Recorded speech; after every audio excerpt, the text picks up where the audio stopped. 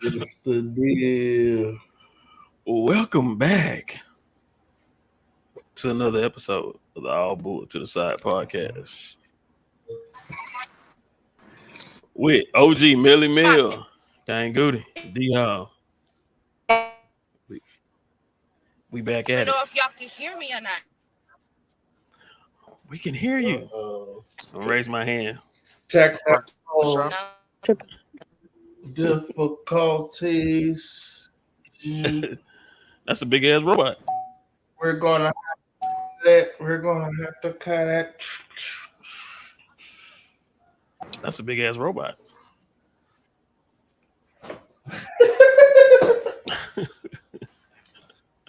Here comes 3,000.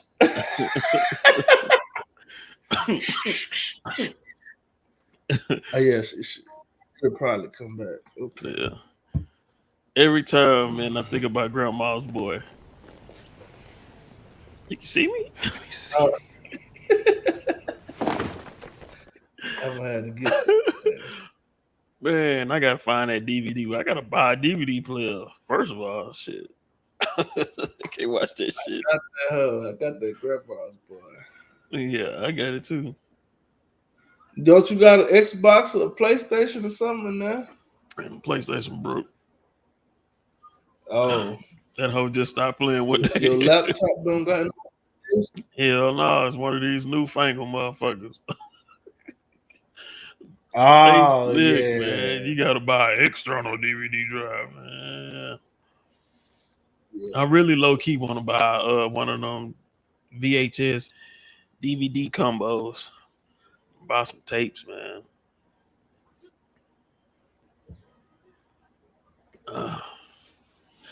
But man, another week, man. Another week. There's been a lot of shit going on. A lot of little conversations going on, man. Yeah, a whole bunch of shit, man. How your week been though? Oh man, shit, been working, installing shit, man. Tired, still trying to get in the gym, bruh. Trying to kill myself in the gym. Because last week kind of slacked off, so I'm trying to not stop my gains. So my body wore out, and then doing all this heavy lifting and installing this shit, I'm just wore the fuck out, man. Then the baby be acting crazy at nighttime. So, hey, but I'm here though. Oh yes, sir. I'm here, man. What about you, bro? What about you? Just working. I took them to some appointments yesterday. Had to take off and shit, but yeah, back at it. It was no day off either. I was playing taxi, motherfucking crazy taxi all day. I'm sick of that shit, man. You done took off and still working. It's all good though. Hey, man, I did enjoy playing with kids, park and shit for a little time. I had just seen something that say, it was a fortune cookie, just your attitude need to be gratitude. And hey, that's real. Sometimes it's the small stuff. Small stuff, man. That Facts. Mel, what about you, man? How that week been going?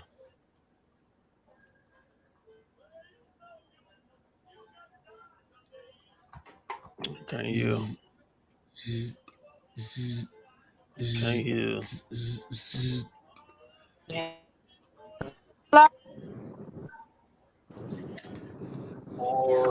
Am I lagging? I mean, not no more. At first you was, but you good now.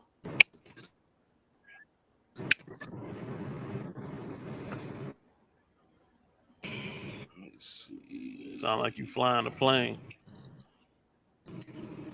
LOL.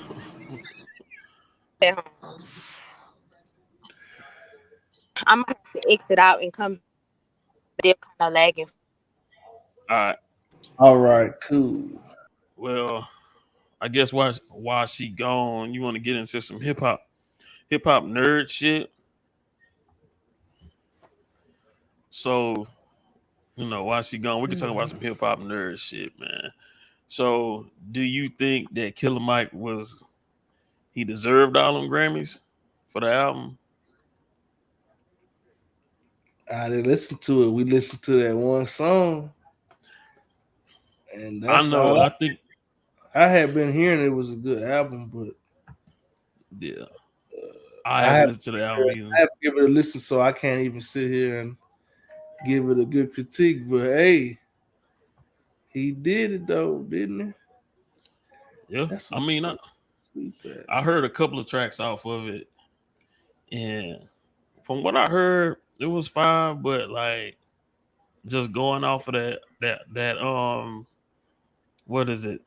Engineers and scientists.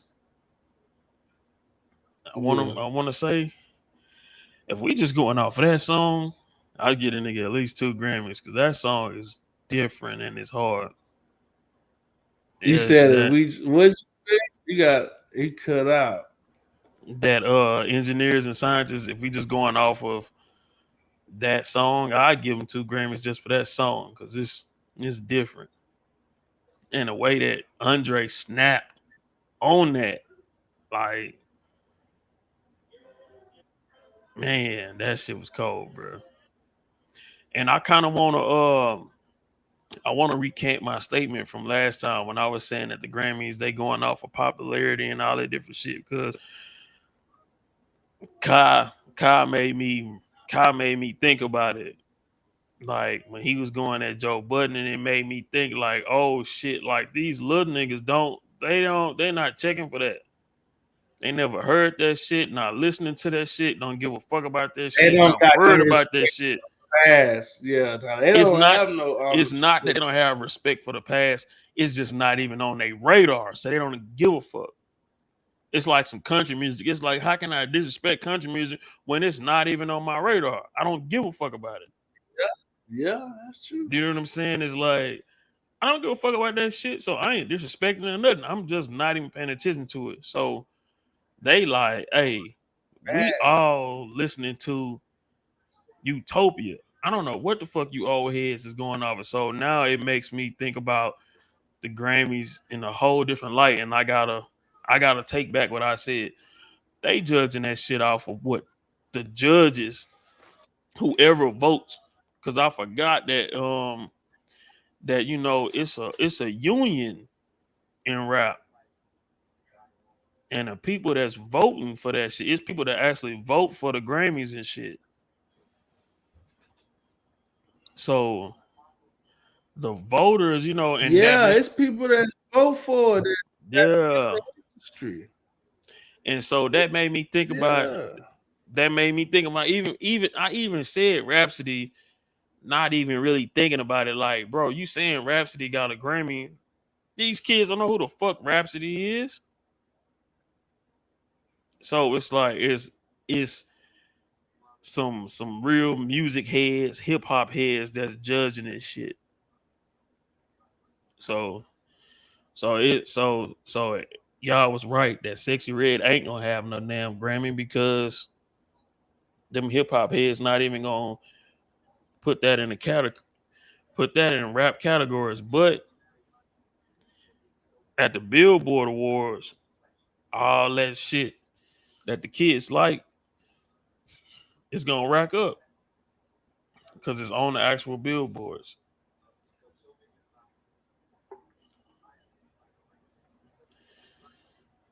And I really do kind of feel like Joe being the old head, like not respecting Casanet, like his opinion, because like that little boy he could shut down New York.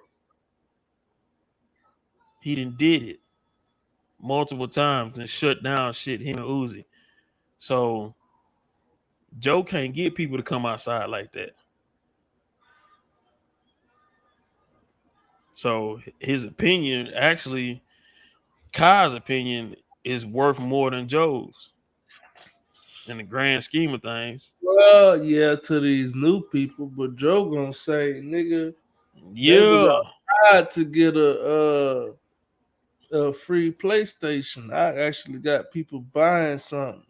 Nah, young boy bred it up now. No, but what I'm saying is just him being out. They saying they gonna be out. But if Joe Budden say he got a PlayStation to give away, is it gonna cause But pandemonium like that? No. I would hope not. No, but what I'm saying is, if Joe Budden say, "Hey, we're gonna be over here, we're gonna give away a free PlayStation 5," is his audience gonna come out like that? I wouldn't think so. Not in that capacity of cenat, but hey, he a young dude, man. He got the young crowd. That's what So young people do. Silly shit. no, but what I'm saying is just the sheer numbers. If they say they're gonna be here, people gonna pop out. You know, people who trying to spend a night at Joe Budden house for 24 hours and record all night. I don't know who try to go to this young nigga house all night. Shit, Offset did it. Would you do it? Nigga, I'm 37 years old. Fuck no. I'm not spending the night. How old you say Austin? I don't know how old that nigga is. I would say probably 33, 34. Oh shit. Cause I'm like, nigga, I ain't trying to spend the night at my house.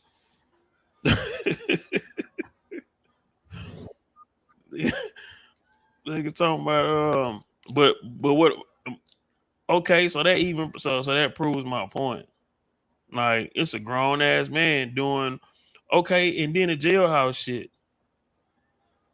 He had all kind of stars coming through there.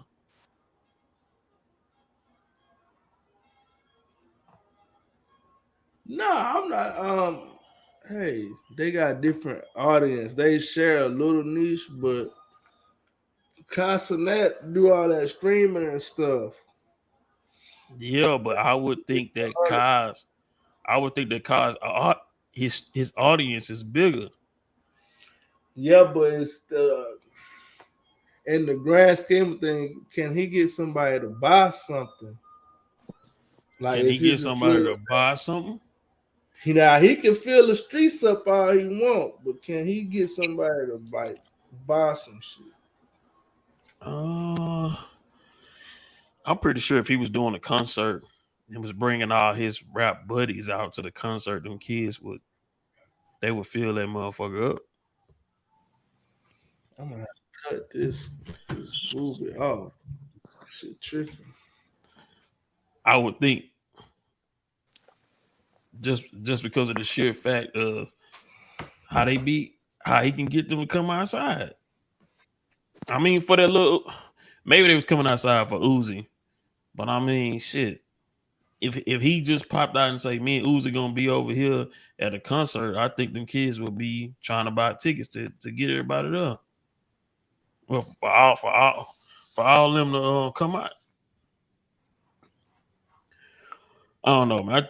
I just think it's some old head shit where he was really kicking and wasn't really respecting the kids, his platform. Because if somebody did it to him at that age, he'll be feeling some type of way. So it's getting bad up here. Let me see the clip. Y'all played the whole clip? Nah, we just been talking.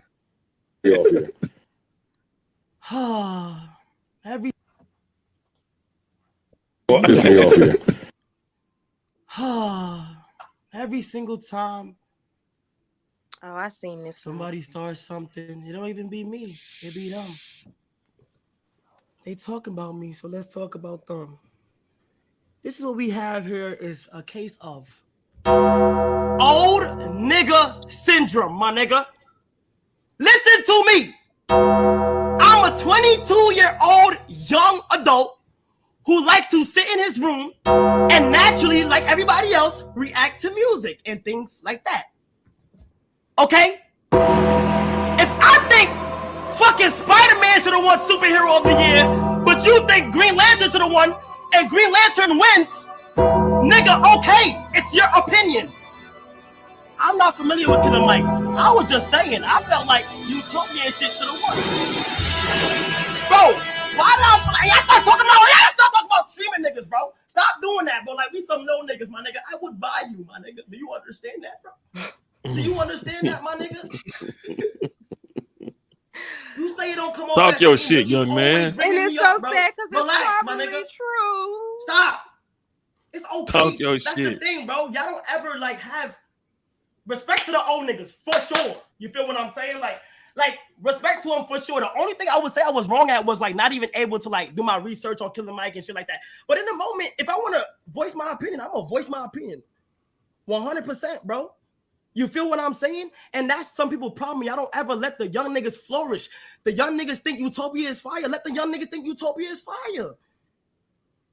What button? You feel me? The reason why shit going so crazy right now and y'all not being able to comprehend shit is because it's just simply a new wave of niggas, bro. It's just simply a new wave of niggas, bro. And that's what it is. Shout out to Killer Mike. You feel what I'm saying? Bro, but look, if I think this should have won that, okay, let it win. Nigga, I'm in my room just talking, bro. You feel me?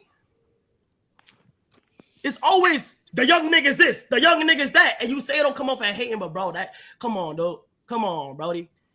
I could put up like 20 clips of you doubting every 2016 freshman, my nigga. And look at them boys right now, bro. You feel me? You feel me? It is what it is, bro. Y'all ain't never knew what streaming was. Y'all don't know what streaming was. Keep it like that. Y'all don't know, okay? Y'all shit on streaming, but because y'all don't understand it or y'all don't get the chance to understand it. And it's completely fine. Every time when some shit go on, it's somebody mentioning me. I be minding my business. Oh my God, I swear to God, bro. Chat, I be minding my fucking business, dude. And you talk about other niggas' careers, bro. Joe, you got one hit, Joe.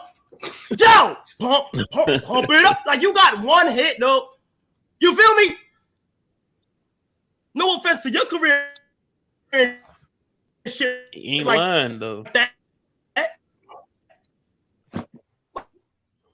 He not lying. Shit be crazy, man. Like, bro, just let the young niggas look. From now on, bro, just let so you don't want it to come off as hating shit like that.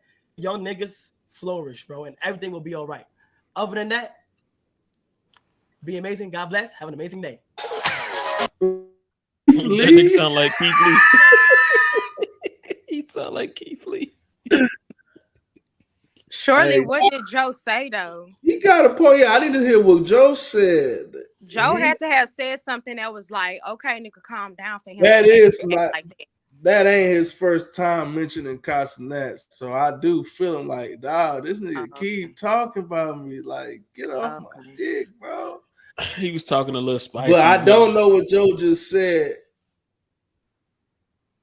You ain't got the clip? Let me see. I'm gonna look for it. I mean, he was talking a little spicy. Nah, that was the clip. He was talking a little spicy about the youngsters. But it's funny that we are now in real time witnessing the young kids and they waved all that shit starting to take over the older shit. The older shit is really starting to be it's starting to become old school. It's starting to become old shit school. Is starting to be old, yeah. It's starting to become old school, and they shit is the new wave. That's why I was saying last time, like it's morphed into something different from hip hop. It is something new, and they doing their thing. And that what you I did say. I said that Drake shit. What they doing is something new, and they doing their thing.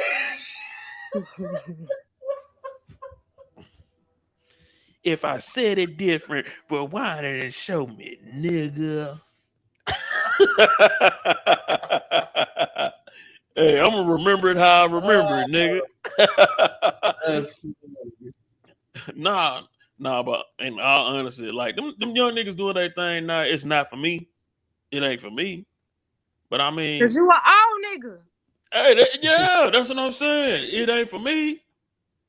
Long as Shit. they keep the same energy when it's their turn, that's all I say. I Of never course they not. because I'm a DJ. I'm gonna try to whatever hot is. If it's hot, it's hot. Yeah, I like some of it. I like some of it. But I do find myself going back to like I don't know because I do have moments where I don't listen to anything at all, nothing, or I might listen to like some lo-fi or something like that. Um, but I do like some of it. Some of it, it's a lot. It ain't nothing but like mindless music, like beat. That's it. And I ain't gonna lie, a lot of it I do like the beat, and I just tune out what they're saying, and I just like the beat because I like to dance. So, but yeah, I mean, I get what Kai's saying. Like, nigga, let me live. It's Let me so live. funny because it's some niggas that's our parents' age talking about that shit y'all listen to ain't no rap. That boom de boom. That ain't no Hibbity rap. hot. That hit me up, that That boom de hibbity boom. hot. They ain't even saying nothing. Mama being that. Cut off that boom, boom, boom. Imagine the first time one of them 1980, 1979 niggas heard Bone Thugs and Harmony. They probably lost Like, their girl, mind. Like, off the curb. what the fuck is this? Hey, man. Damn, I'm trying to pull this shit up. Have y'all talked about y'all week yet? No, here we go. Here we go. What Yeah, you say? yeah. We ain't Oh, do go shit. ahead. Yeah, we ain't do shit. How was yours? Um, it was cool. I watched the Monique special with Shay. I Oh, she You definitely can didn't got play it. watch this and that then shit. I finish. Nah, You, you could have kept going. I was just putting it. I was just loading it up. It ain't Oh, going nowhere.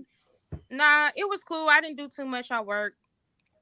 Um, Probably did a little self reflecting and stuff like that. But I listened to the Monique and Shay pod. It was cool. The only thing I say about that is that it's a part of me that identify with Monique. Like I really like it's a part of me that really identify with her.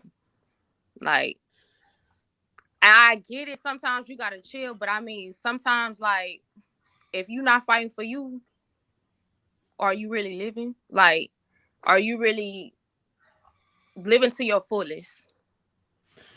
all right, well, let's get this joke shit out of the way, and then we'll jump into Monique because I really need to. I haven't had time to check out none of the clips for that shit. You gonna play it, Doug, so we can get this young old nigga Nah, discussion out the way.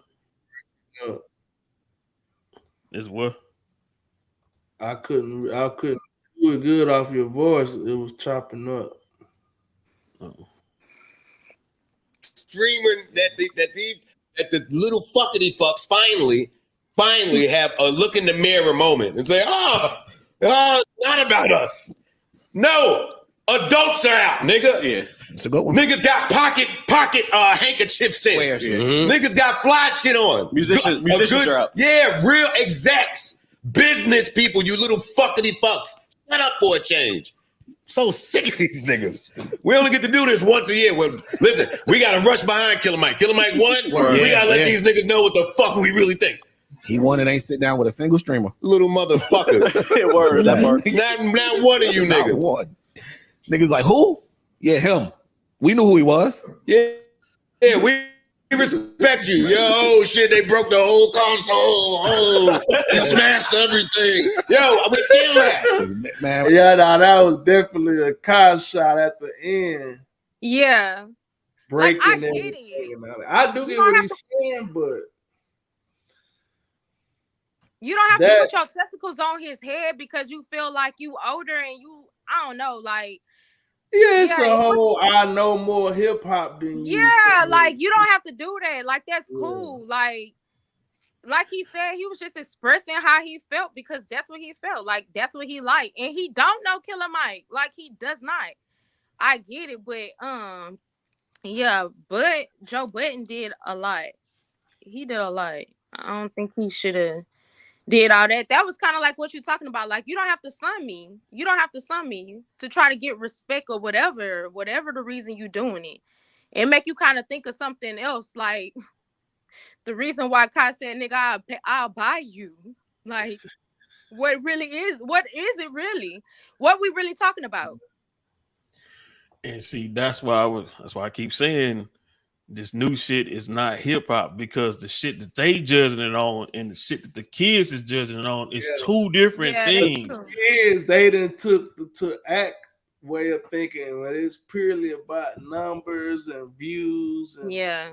like sure that stuff matters, but if somebody dope or not, you can you know the numbers can lie, but you know talent when you see it. Yeah, but what I'm saying is they listening from two different ears. Oh yeah, Yeah. nah, that's for That's sure. what I'm saying. Like, That's what I'm seeing both sides, but the thing is, it's gonna be a while before their generation can like push out that committee of the people that's gonna try to hold it to its, you know, purest form of they critiquing of the art of music. We ain't That's talking if about they hip hop. do. We just no. the Grammys period on how they like, you know, do they, you know, criteria or whatever for the awards. No, it's gonna take somebody like Lil Yachty or like Tyler the Creator for them to get up in age Yeah. and get on these panels and And start change judging it. it like that, Yeah. because they listening from a younger ear, because they doing, I'm Yeah. telling you, they doing something totally different from what a Joe Budden and Ice Yeah. and Ish is listening for. That's And for they sure. might not ever reach that old head criteria. Like you saying, like they might not reach that's if they do reach that. They They not like won't. Derek saying it's gonna have They, to take yeah, somebody else to replace the exactly. old. Yeah, Yeah, they and they gonna be judging it off of the shit that they making now in future. So yeah. it's like, That's the only reason why I even asked it that way, because that's the only way that will change, because you're not gonna get nobody off that hill. That's like the whole Jordan or LeBron thing. Ain't nobody changing your mind about Jordan, but some people gonna really say LeBron got a shot Hell to be no. the best ever. You know, somebody I that don't was, watch I that's don't watch Warriors. basketball like that. but somebody that was Um born in 2004, they only know LeBron. Yeah. They only have seen highlights of Jordan. They never was sitting there watching the man play, even on the Wizards. So they don't understand the hype behind it. See that person 20 years old now, they could be standing next to you in the store, man. And they all got opinions. Everybody got their opinions. People just not used to getting old. That's what it is. that's what it We is. shifting down that line. We done went from the kids to the parents. And Joe Mm-hmm. Budden is at that almost He a pop parent. stage. He almost a Mhm. grandparent stage. Not putting him now, but you And know he honestly, he is, on the because line. his son is in His his. son is 21, 20 years Who? old. Oh, On the Joe line. Budden got other kids outside of. He got a Yeah, young boy, but he got an old boy. Oh, okay. yeah. I didn't know that. His I son didn't know that. probably 22 now, or some shit like Yeah, that. like Oh, that. okay. So the thing is, when you start getting older, you don't really realize you've gotten older. Like me now, like I still feel like I'm in my 20s, Right. not, Okay. but realizing that in May I'm gonna be 38. It don't feel like that, but I'm That's 2 years from being 40. It don't feel like that, but it's there in your mind. And in your mind, you still thinking dude, yeah. you back then, Yeah. but not knowing that, and but I know, like, before I go work out, I gotta pop two of these extra strength Tylenols. So Stretch. Stretch. so I'm not Warm fucked up. up. You know what I'm saying? So I'm not fucked up. I'm not getting up as easy as I was before. I gotta, sometimes do to start them up where you rock back and put your legs out first. You know what I'm saying? It's because And now I start to feel how these old people be feeling. I always be like, why they dancing like that? This motherfucker, I know this motherfucker used to dance back in the day, but they mind is thinking they doing some shit, but they body doing some other shit. They body just ain't doing what the fuck they want to do. Yeah. So it's just that, man. It's just that age disconnect, man. You got these young kids, they only can see the youth. Yeah. And an old Yeah. nigga trying to hold on to his youth. Yep. This is because guess what? We middle age. People don't say that. We are middle age. Yeah. How many Yes. people really live to 80 years old? Like, by the grace of God, I do want to see 80. True. Is it likely? No. You know what I do now? When I watch them old sitcoms, I be sitting there like, bro, you that age. You Carl Winslow age. Yes. You Uncle Phil age. All the time. We the average everyday adults age right Yeah. now. That's the crazy. Like the working society people. That's crazy. I was watching Waiting to Exhale, and I was like, you Savannah. Like, you're Savannah's. Savannah was 33, I think. The character was 33, if I'm not mistaken. Like, that's People crazy. be wilder in their 30s, yo. And you I just heard now they be talking about some life starts at 40, but they always got something. Yeah, they pushing it back. Yeah, 40 is the new 30. Well, they've been doing that for a little bit, but see, the thing is, y'all know the thing is that so now we don't dress and act like the people in yesteryear how they used to act at 40 at our age, because the internet, you get to be connected to the youth. You're not disconnected from it. You connected to it. You get to see the new style. So you up to date with the styles and all that different shit. So the new hairstyles, clothing and all that lingo. So you don't feel as old, but you still middle aged. Yeah, because for us, like our generation, we came up with social media. So we're not like out of the loop as far as like somebody else would have been. Well, yeah, they still see us as the old niggas on the internet still. I seen a post, well, two things. Somebody tried to clown me. This was a while back. Somebody tried to clown me. They was like, "Oh, you got a Facebook? You got a Facebook like you old." I'm like, yes, yeah. What? But I seen a post and it said, I'm sorry for saying you was old in your 30s. I'm telling you, yeah. Because when you hear it, you realize, damn, I'm just getting started for real. No, but for real, because I'm old. Like for me, in my head, it's like I'm 20, but I'm older because like my mindset is different. Like I have a little bit more wisdom, a whole lot more wisdom for when I was 20. But I have a lot more wisdom, a lot more space and room to do more things that I want to do, and just like mentally and spiritually, I'm somewhere like I'm further, but I still feel like okay, I could get around and do what you do, although I'm kind of not there, but I am, if that makes sense. Nah, it make perfect sense. It's just, like, and when kids like be talking about the internet and shit, like I can remember a time when there was no social media. I remember when social media started getting popping. Like, we was the ones that brought all that shit in. So it's like I got a different perspective of the shit. Cause I can remember when a nigga used to be like, "Hey, I'm gonna call you when I get home." I vividly remember that shit. I remember looking in the phone book for Pizza Hut. I remember looking in the phone book for the movie theater or looking They in the don't paper. have phone books no more. No. I remember MapQuest, like how things just evolve so much. Like I remember looking in the paper. I can't hear him. Me either. I thought it was just me tripping.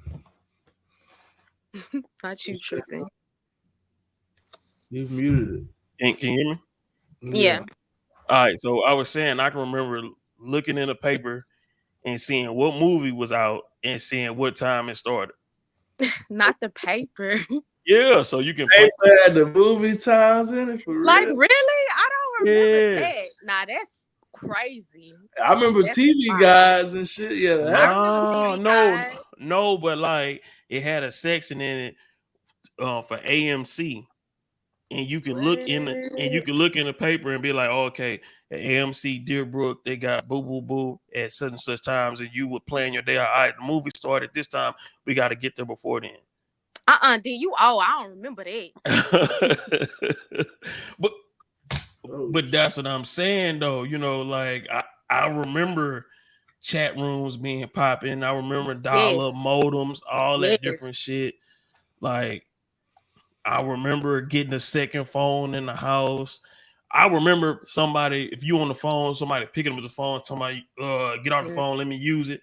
Like I remember all that different shit. So it's just like the kids use the telephone, please. Yeah. Yeah. If that don't sound like her, Lord. Get your ass off of it. If that don't sound like her. Yeah. I've been finding myself having a lot of nostalgic moments lately. Like a lot. Yeah. I remember calling Metro to see what time the bus was gonna run. Or calling to see what buses to get to here. Like I remember all that shit. Yeah, but yeah. Shit, I last remember weekends, man. Boy, I remember when CC's was $2.99. What? What was $2.99? CC's pizza. Shit. What? Okay. Only $2.99. Okay. Jingle kept changing though. Yeah. It's probably 10 something now, huh? It's still not bad. Now you can still $7.99. You can go to CC's right now and still ball on a budget. I ain't gonna lie to you, man. I went last year, I think. I was like, okay. I got an infinity for that barbecue pizza, man. To this day. That barbecue. To this day. Yeah, man, but it's give me some of this. If that wasn't no nigga shit, I don't know what that was. Give me some of that. And then he was eat it. He was eating and singing. He was what? Oh, somebody's shoulders. Man, I can remember when Devin got that tape. That motherfucker was hard as hell, man. See, that's what I'm saying. Like the kids, they don't remember tapes, man. Or CDs. They don't remember CDs. No way they don't remember CDs. I had a lot of CDs, like a whole bunch of mixtape CDs, mixed CDs. Oh, you already know. Yeah. I was hustling. Okay, you used to burn them. You had a burner. Yeah. How about when cars didn't even come with CDs? CD players. And my mom's had she had the CD player car kit. Yeah, you put the tape you put in there, and the CD player had anti-skip. So if you hit a bump, the motherfucker didn't skip. And you had a briefcase full of your shit. But see, sir, they call you an old nigga when you get to talk about what you remember it was like in the 1900s, as they would say. Yeah, man. You know, they call you old. You got 19. You got 19 in front of your birthday. Oh, you an old ass nigga. Yeah. You was born in the 1900s. Oh, man. 1990, baby. Yeah, I'm a real 90s baby. Okay, but they don't get that though. Oh yeah, just keep on waking up. Shit, why you? That's playing? Some old nigga shit right there. Yeah, for real. That's some old nigga shit. Just keep on waking up. Keep on waking up, nigga. All right. So speaking of old niggas talking they shit, What's going on with this Monique interview? Is she trying to get on cat level? I don't think she's trying to get on cat level. I just think she's just trying to continue with talking the truth, like letting the truth be known, and also like kind of clearing her name and just, I guess, I don't know, asserting herself, like clearing her name and just letting truth be known. I think it kind of focused on like the parts where she was like, because I didn't finish it, like where she was blackballed, and how, which I didn't know, she recorded Tyler Perry while he was talking, and he basically said that he lied and told somebody that she was hard to work with, which in return like she lost like a lot of money. She said $10 million, but she lost a lot of money, and like it put her and her family in like a real financial bind and stuff like that. But I mean, I like when Taraji came out and said what she said, like it wasn't that I was trying to like, well, it wasn't that I was dismissing what she was saying, because I mean, I know there's inequality not just there but in other places, like in, you know, like the boardrooms or corporate rooms or stuff like that, when it comes to like women, black women at that, making what, you know, making money. But when I heard Taraji say what she said, it was like, well, Monique said the same thing, and y'all basically just dismissed her. Like y'all didn't listen to her, and the only thing y'all seen was, oh, she's hard to work with, or every time something happens, she got something to say.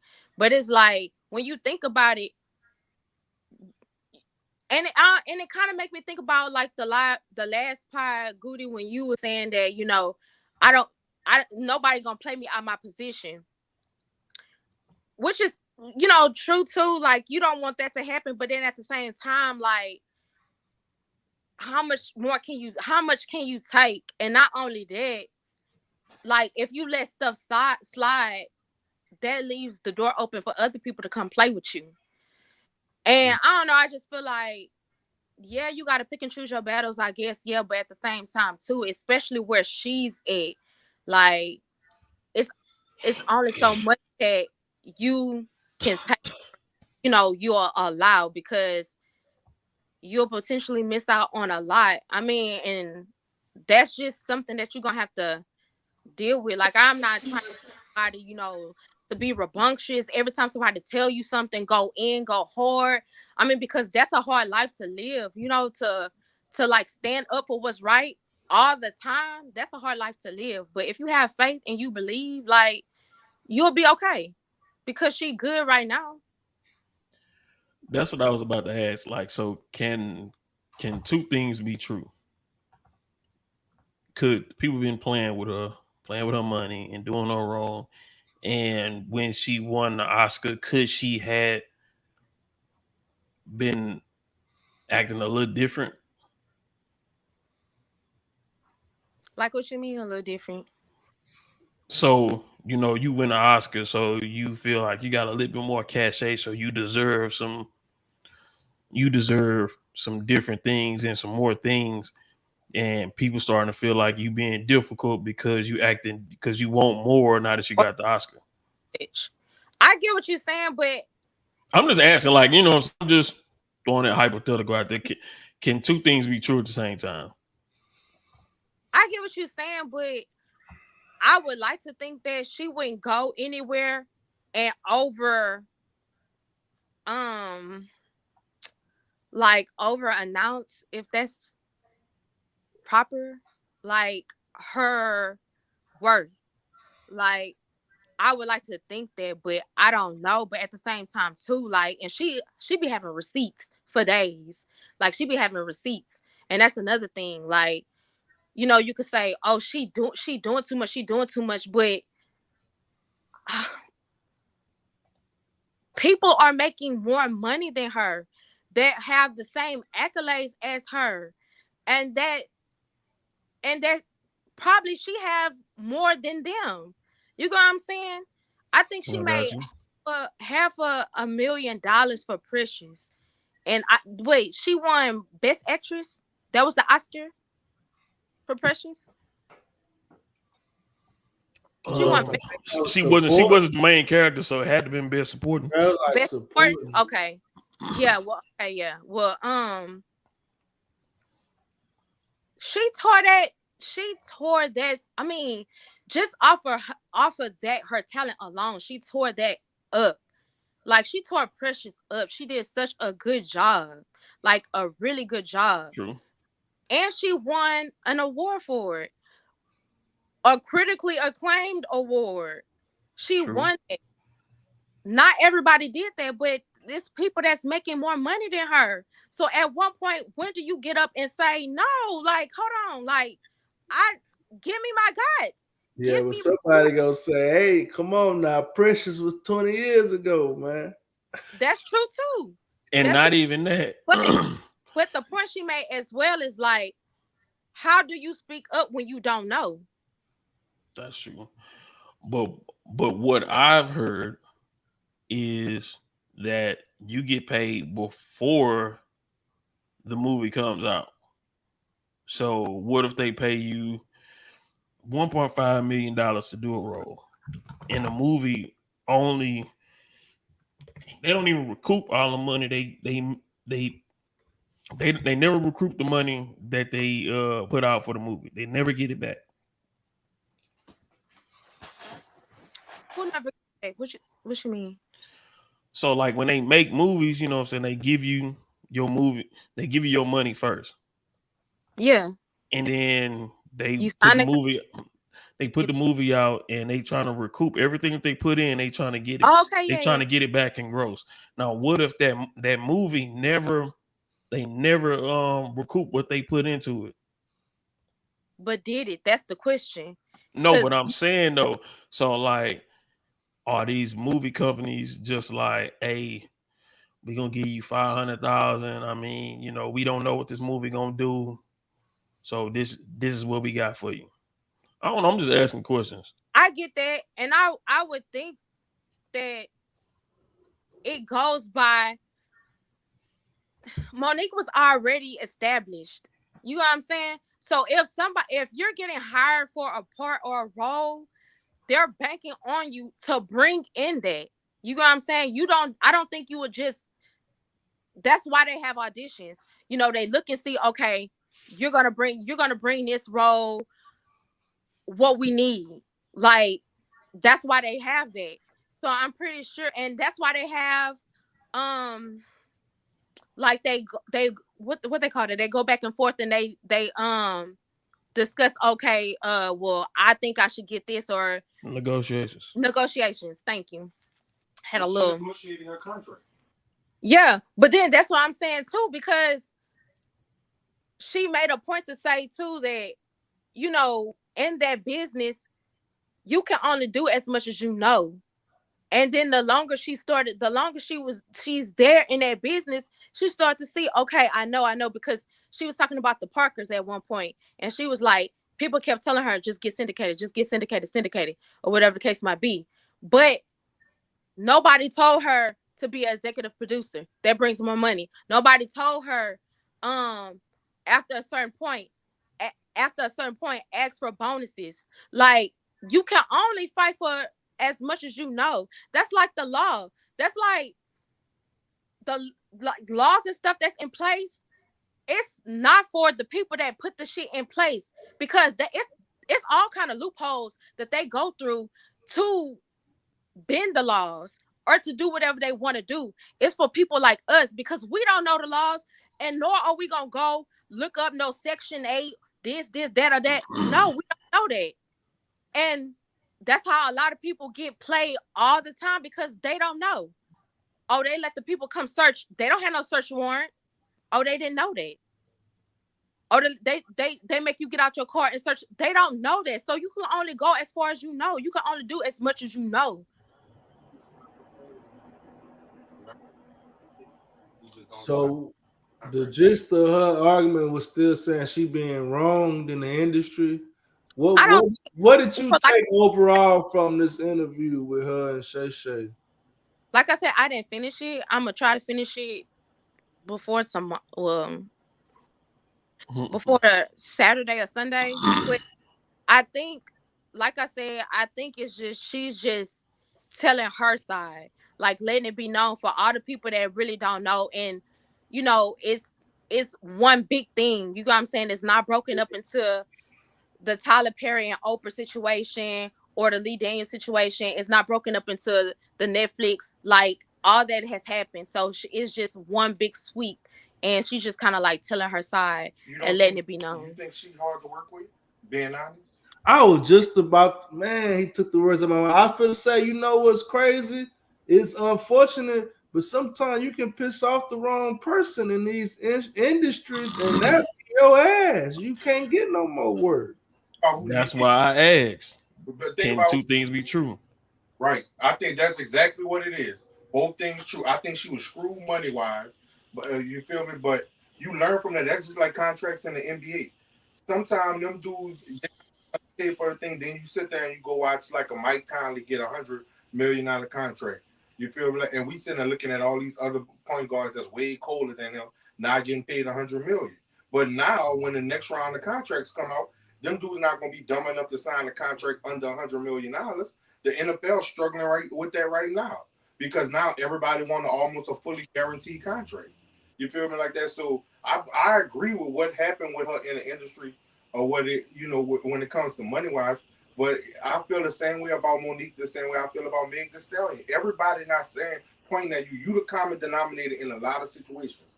Although I believe her in a lot, and I believe that Oprah and Tyler Perry and them doing some crazy stuff behind doors, but I also feel like that vibe that she give off, like, it's already there. I believe that she is part of the problem as well. What do you do when you already got the stigma on you, though? How can you even clear something up or even do nothing when you even got the stigma on you? And it's not the fact that because I do get it. Like, I do hear you saying, because she did make a point to say, after being molested and being taken advantage of, she got to a point where it's like, nobody gonna take advantage of me. Right. And that's what it is, point blank, period. Right. Nobody gonna take advantage. But I do get what you're saying, and you do have to have it's other ways that you can combat some things, and it's not just like that. Yeah, you might have to let this go and then get it in the future or whatever the case might be. So I do get that. And that's why I say I can identify with her, because I feel like that, and like I said, I do a lot of self-reflecting, and I get to the point, I'm at the point where it's like, I have been taken advantage of a lot, and I have gotten to the point where it's like, but you was not gonna play with me. I've been fired from a couple of jobs, and I get it, but I am at a point where it's like, you're gonna have to hone in. Like, I seen a post, and I'm kind of paraphrasing because I don't remember exactly how it was said, but it was like, dang, what did it say? It said, control your emotions. I'm not saying forget it, but live in it, learn it. Living and learning, but don't lose your shit. And I agree, because you stay calm, cool, collected, keep your composure, you might be able to combat it in another way than versus going in on somebody or going in on a situation or whatever the case might be. I mean, I see both sides, but to say that she hard to work with, I don't know, it's kind of like, I mean, I get it, because like, it's just this, I don't know. After I'm gonna say this and I'm gonna leave it alone. For the next person, you're gonna know how to come to me. You're gonna have to come correct to anybody who decides they want to work with me. Like, this is my work. You see my work. If this is what you want for your project, you're gonna have to know how to come correct with me. That's not mad black woman. That's not mad black woman. Because if somebody play with you and your money, you're gonna What do you mean? Why the rest of the world have to deal with what somebody else? Because it's for the rest of the world. It's for the rest of the people that's coming up that's coming up behind us. What if I'm genuine? What if I'm not trying to screw you?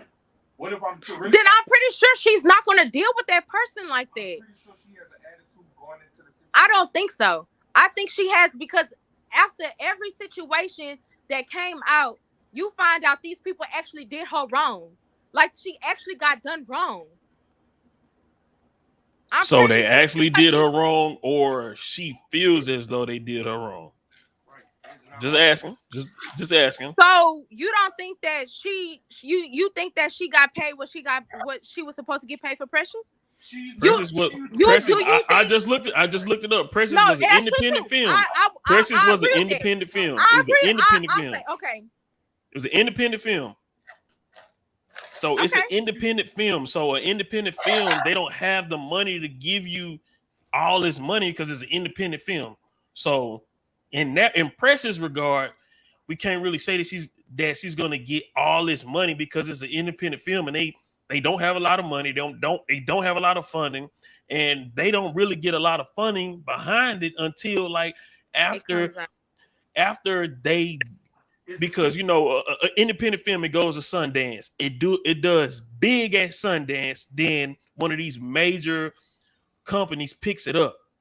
So what happens? What happens when that happens? The cast of Friday. The cast of Friday. Them dudes wasn't paying nothing. Almost nothing. That's real. And then the movie blew up. Then it wasn't expecting it to blow. It happens at times. That's real. And then you have a chance to negotiate another contract because of the spotlight that you get for your future. It happens. But you can't sit there and dwell on the fact of a contract that you accepted. And it was perfectly enough money when she accepted it. Okay. She probably was bumping her chest when she got the contract. Then she go out there and see somebody else get paid this, and then, oh, no, I don't like that. You can't get upset now. You negotiated this contract. Okay, I'll give y'all that. Okay, so what about the thing with Oprah? Oprah and Tyler Perry fucked up. We all know that. We know what's going on behind closed doors, and she just don't. She want to tell a story, but she don't want to tell a story because she still kind of want to be accepted by them. No, she told her story. She tell her story to a point. She could go all out. I'm talking about Cat Williams go out. Tell us what's really going on. Because you don't want to go that far. I think she actually told everything. I mean, but I'm not there, so I can't say. But I feel like she's told everything that needs to be told. Like, Oprah called her and said, your brother seen you in the movie, whatever the case might be, and he want to come out and apologize for the things he did to you, whatever. Instead, she said no. So instead of her having a brother there, she brought her whole family. Well, you didn't tell me that. You didn't tell me you was going to bring my whole family out there. Not only that, you got my family out here, and my family is being exposed to the whole world. Like, you didn't tell me you was going to do that. Tyler Perry, you ain't worked with me a day in your life, so how can you tell me that? How can you tell anyone I'm hard to work with? How can you persuade anybody to let them to stop my bag because for whatever reason? Because that's wrong. Rumors is true. I don't care, because at the end of the day, if somebody say something about you and it's not true, you are gonna feel a certain type of way because you're gonna want that person to be like, you should get to know me for me, not because of what somebody told you, but for me. But if 20 people tell you the same thing, what you gonna do? You gonna take their word? And if 20 people are in cahoots, then what? Those 20 people got to be in cahoots. Now, how often does that happen? Okay, but even Cat Williams said, like, these people are in cahoots. These people work with each other. These people are gatekeepers. Right. So sometimes you need to not even want to be under I'm straight on y'all anyway. I don't think she's and she probably do want to have a relationship with them, but it's just at the point where y'all not gonna be honest about anything. Y'all not gonna apologize about anything. So I'm straight. But until y'all do, then maybe we can have some type of relationship, because I'm pretty sure, like, whatever the money brings or whatever the case might be, she's up for it. But I mean, and like I said, Tina, you do have to pick and choose your battles. You do have to pick and choose your battles, and you can't go all out and gun ho, if that even a term. But I mean, because I think sometimes she just need to tone it down. But I do believe that Monique was right in most of the situations she was in. But I believe that she's so drastic. Is like once you cross some wrong, you feel like that. Like yeah, you gotta feel me. You gotta feel me. And sometimes you yourself can't do that. You gotta let God, karma, whatever you want to say. You gotta let him handle it. It's some things that you yourself can't do, and I do agree with that. I do agree with that. I think she go too hard. You know, because it wasn't that big of a deal. You feel like that we could have corrected. I mean, even the contract thing, yeah. Now you done, went all out. You feel me like that? I'm straight on the whole situation. You feel me like that? I think she put people in that situation. That's why I think Monique go wrong. I don't think that Monique has ever been wrong in majority of the situations. She always been 100 with the world. Like she's literally been there. So I'm not about to sit there and go, oh, Monique, like, I don't feel like that. Like, I don't feel about Monique like I feel about Megan Thee Stallion. It's two totally different type of feelings. And I get it because, don't nobody want to walk on eggshells. Right. So if they feel like you like this and they don't want to make you feel no type of way or they don't want to bring the beast out of you, like, they'll just rather not work with you. So, I mean, I get it. I get it. That's how I think a lot of people feel about her. Should a man open up to a woman? Shaq said no. He says because if you do, they're gonna use it against you. He said because if I'm crying about something, they're gonna say the first time they get mad, they're gonna say, "See you crying because your daddy said what he said." How do you take advice from a man who has no woman? And I love Shaq, but how do you take advice from my brother that has no one? Okay. If you have that person in your life, and you say, listen, I'm going through. Who else do you talk to at nighttime in your pillow talk? Who else do you share your life with? Who are you sharing with your life with, Shaq? Do you tell another man about your situation? And does he make you feel better? Like, who do you share your life with? So I don't agree with that at all. And I love my brother, but I don't agree with that. I think that makes division. Because if I got to call my girl and not talk to my husband, right. When I heard Oprah say, and these are her words, not mine, she said, when I be stressed out and I be going through it after the show, I will come home and Gail could calm me down and put me to sleep. What you say? What's that? Okay, then you say it. Nope. Oh, I'm getting Oprah on here. I'm gonna get Oprah on the show. But those are her words. So I believe that partnership is partnership all the way around. When I leave this earth, there is nothing my husband will not know about me and the other way around. Should a man? All right.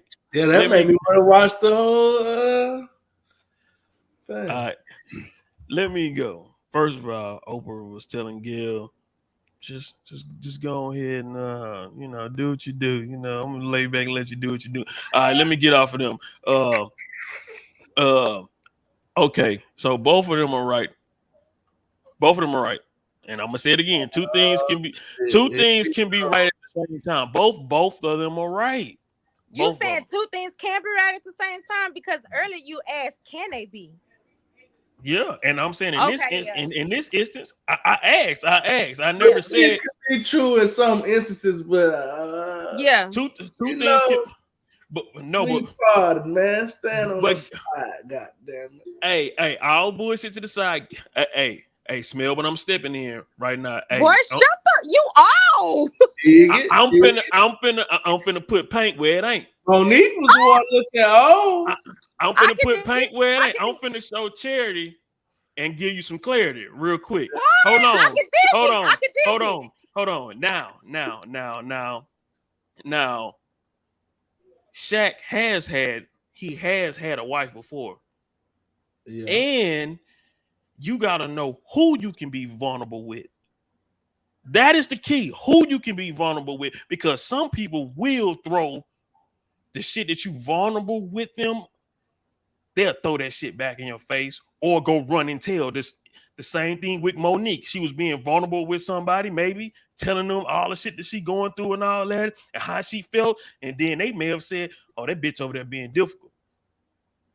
You got to know who you can be vulnerable with and what woman are you dealing with.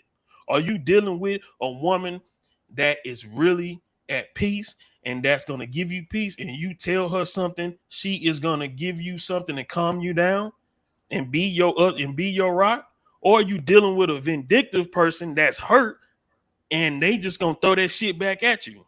It's the same thing. It's both of them are true.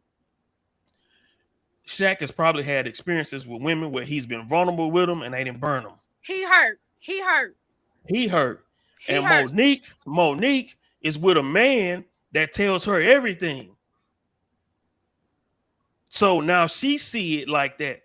That nigga probably come home and lay down in the bed and tell her everything, and she tell him everything, and they are one. So she can't understand no other man that will not do that at all.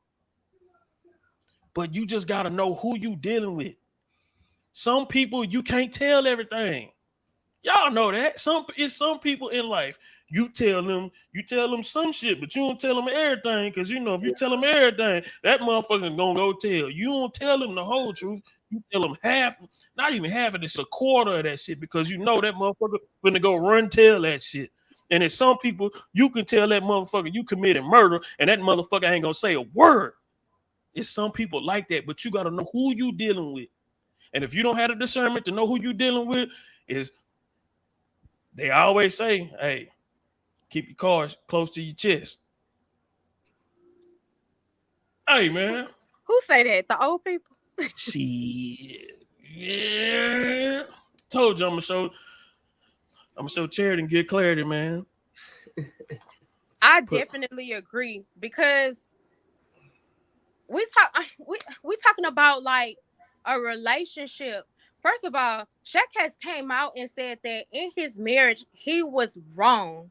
He was wrong. He did his ex-wife wrong. He cheated on her. He did all this and did to the point where they're divorced. So you got to look at that too. We're talking about like a relationship, a marriage. Like you said, like, you know who you want to be in a relationship for the most part with, who you should at least know who you want to be in a relationship with, for the most part. I mean, you're going to always get that flag, whether it's green or red. You're going to always get it. Like, I look back in a lot of my relationships and I was like, that should have been the time when I left. That should have been the time when I left. Like, you're going to get that. You're going to get that. It's up to you to choose to stay or to choose to do whatever you do for whatever reason. Like, I don't think that people are really wanting to have like real relationships. And if they do, I don't think they really know what that entails. Really, like that brings me to a question I want to ask. Do you think that somebody can really hurt you? Hell yeah. Evergreen. Hell yeah. Hell yeah. Somebody can hurt you. Why you say that? What you mean? People get hurt every day. Yeah. And the reason why people get hurt is because they are vulnerable with them and open up with them and they throw that shit in their face. Or you mean on some other level shit, like you allowing yourself that be done type shit? Right? Kind of too, because I feel like, yeah, when it gets to a point, I feel like your spouse, yes, I feel like you can't get hurt by your spouse, but keyword spouse. I feel like your kids can hurt you. But outside of that, and I'm not on no Kanye shit. Yes, I'm not on. You're a grown ass superhero. No, but just follow me for a second. I was talking to somebody and they was like, I would rather not wear condoms because I just would rather not. So I need to ask, are they sleeping with somebody? Like, are you messing with somebody? Or whatever the case might be. And I've been in that predicament before where it's like, you know, are you sleeping with somebody? Are you talking to somebody? But they're not obligated to an extent. They're not. I mean, if they were a real life person with morals, bullshit, then yeah, they should, you know, they should be held up to that. But nobody's obligated to do right by you. You know what I'm saying? You have to do right by yourself. I got you. Yeah. You have to do right by yourself. That means if I have to put on a condom because I don't want to catch nothing, if I have to get to the point where I'm not sleeping with nobody, because I am starting to get to that point where sex is not everything. Sex will get you attached to somebody that you don't even need to be with. So if you even get to a point where, well, I'm gonna hold out, and if you can't handle the fact that we're not having sex, you're not for me. It's got to get to a point where you actually protecting yourself, because as much as somebody say, you know, I love you before you put that ring on, or I love you, I want you. Like I said, some people don't even really know what that mean. Like, I love you. What does that mean? Like, some people don't even understand. They're just saying that because it's something that they think they know. But what does that really entail? Like, even for I had a discussion too. And we was talking about God, but then I was like, do you even know what that really mean? Like, for somebody to say, like, I'm going to completely commit myself to you, like completely engulf myself, like I'm gonna completely commit to you. So that means, like, when I'm in public, I'm not saying that you can't say, oh, this person is attractive, but for you to actually be ass watching, like, commitment, like, what does that No, really hell, hey, mean? Hold on. hold on. Wait a minute. What does that Wait a really minute. mean? What Wait does a that really minute. mean? That To does the not. point where That ain't you this- know if you ass watch you know, to the point where if you That ass don't watch mean. if you That ass don't watch mean. listen, That just don't mean follow me. the motherfucker ain't Just committed follow to me. you. Just follow me. You know, you to an extent, you know, if you look too much or if you do a lot, you gonna get hard, right? No. But some people do. That's you though. You got what I'm saying? That's you. No. No, yeah, people get stimulated and maybe. That's you Yeah. though. But I'm just Yeah. saying. Yeah, I'm just I get saying. what she's saying. Yeah, I get what she's saying. Like, Or catch me. I don't Catch know. what I'm throwing. It's about looking. Catch what I'm throwing. But I mean, for some people, because like I said, like I can look at somebody and I'll be like, oh Lord, like I can actually look at somebody and be like, oh, like he handsome, like he looks real good. I can even look at a female and be like, man, she banging. Like I can really do that. But I mean, that comes with somebody that actually like sit there and try to like control themselves. Like the point I'm trying to make is you have to build blockers and boundaries for yourself. For whatever business you trying to stand on, you got to do that for yourself. Yeah, people can hurt you, but to what extent? And I hate to say it because I don't want it to be like that, but I'm not saying you allow, but what do you do to prevent? You don't see.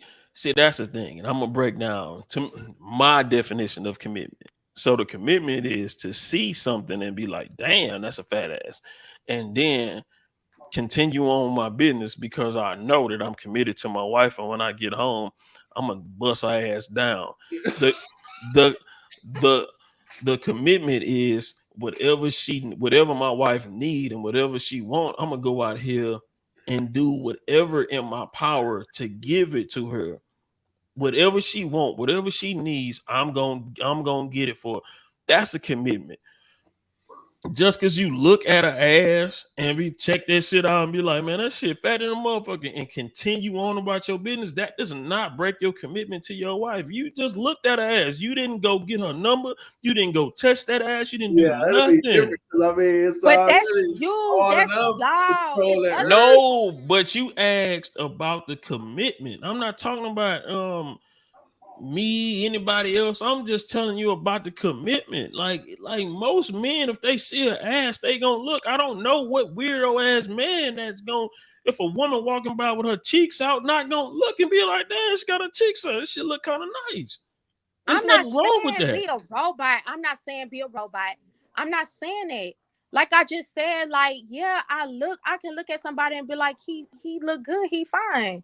But it's the fact of if you know that it might turn different from you, what do you do for it to not turn different? That's all I'm saying.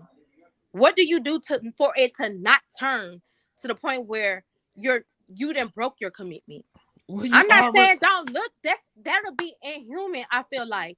I but mean, you that's got the thing eyes, though. and sometimes you can't even help. You can't help but look because sometimes that's just happening. You see a person like that. I mean, that's natural. But the answer is in the why. Like when you see it and you continue moving, that's how you don't do it. You've already done it. You continued moving. You looked, you observed, and you kept pushing. Like that's the answer. Like and you subconsciously you keep on moving. That's it.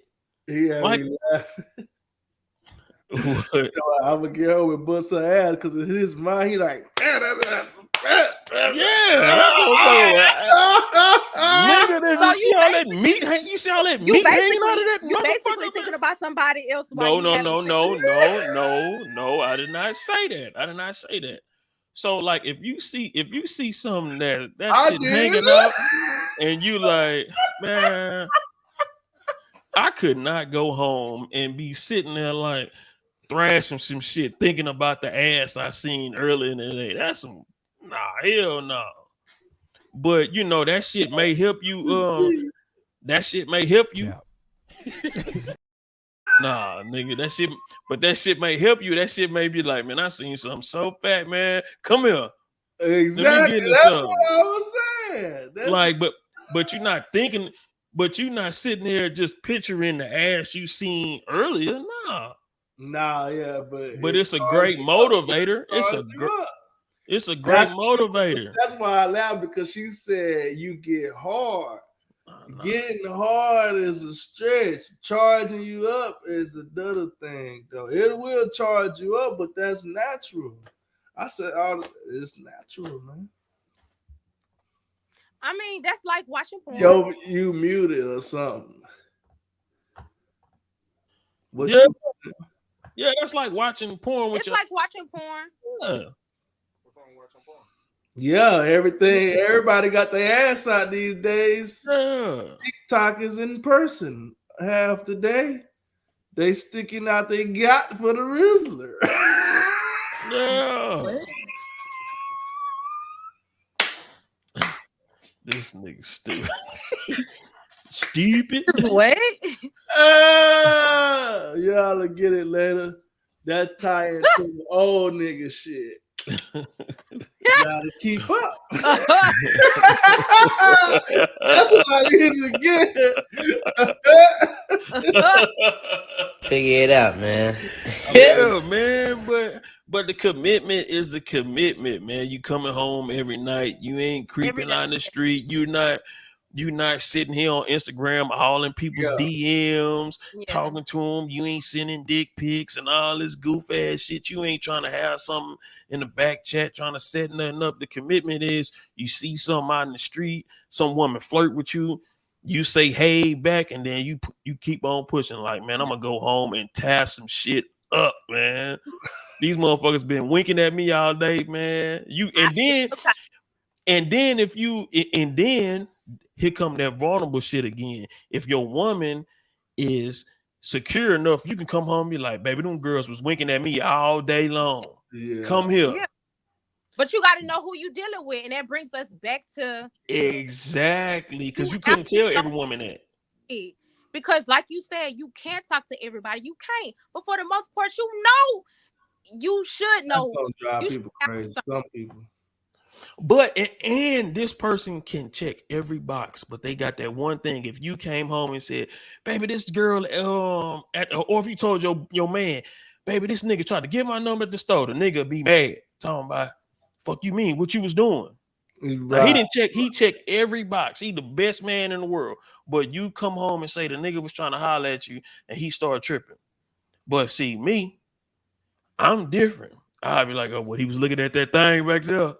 But he was looking at this right here. Shit, he wish he could have that motherfucker. Come here, get in the room. But that's how it's supposed to be. That's how the commitment is. That's how you know you got the right one. But it take time. It take a relationship being a battleship to even get there. But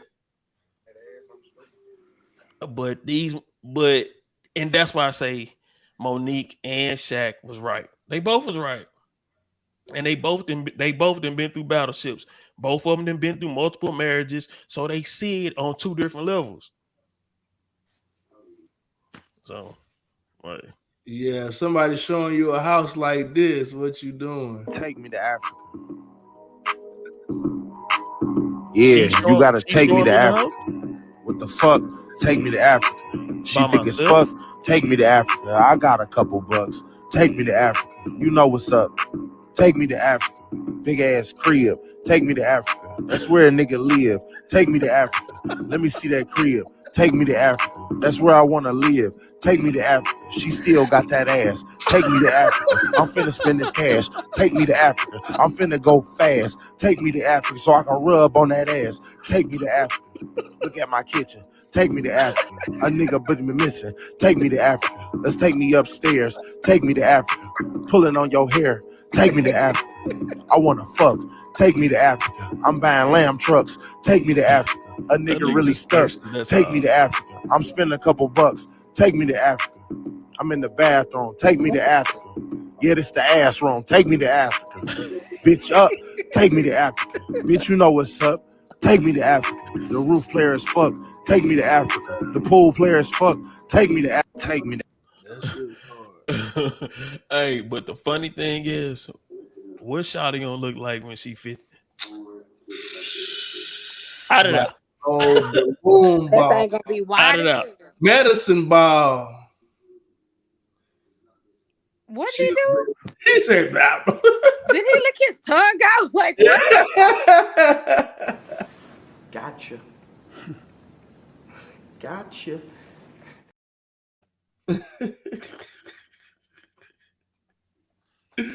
Yeah, but some technical things. It's all good. But yeah, nah, I feel you though. It's like it's one of them things, man. And like I'm saying, like I said, we human. I mean, and sometimes you can't help but look, but it's what you do when you look. It's what you do with your heart. Like only, it's like that's all I'm saying. Like that's it. But so when you was like, oh, he fine. You ain't never said that out loud though, huh? How you reacting when you see that? You just act normal and keep walking, don't you? I mean, you don't have no choice but to. Crack a smile or something. You don't have no choice but to. Like, oh Lord, like okay. See, that's the thing. It's just like girls, man. Y'all don't understand how hard dudes got it. Cause we supposed to chase y'all. We supposed to, you know, you ain't gonna give a nigga nothing, even if you think he look good. You not gonna really just be on him like that, cause then you own this dick and all that. You know, it's a tough game, but I mean, I feel for the youngsters, cause me, of course, I'm married and stuff, happily married, so it don't matter. But I mean, I think it comes. A lot comes with that. Like, I get what you're saying, because yeah, you gotta do a. It's a dance. Yeah, I was just about to say that. I was trying to think of the bird that do the little dance, but I don't know the damn bird name. But you know, I understand. Like, you know, you got to do a little peacock dance. I don't even know if peacocks do a dance for they mate, but yeah, they do. They call it a dance, peacocking. Okay, well, you know, I understand. You know, you got to do a dance, and I do understand that. You know, sometimes females they quote unquote play hard to get or whatever the case might be for whatever reason they do it. But I mean, for me, because I can only speak for me. Like, yeah, if I do see somebody that's attractive, and if I'm attracted to them, and then we come to that point, like for me, like I don't want to just I want more. You know what I'm saying? Like I do want to be one with somebody. I do want to be that person that you confide in, because I can't see myself throwing nothing in nobody's face. Something like that, like dressing. Oh, that's why you a punk ass because your daddy left you. And like, who does that? Like, I can't see myself. I know it's people out there that do that, but I can't see myself doing it.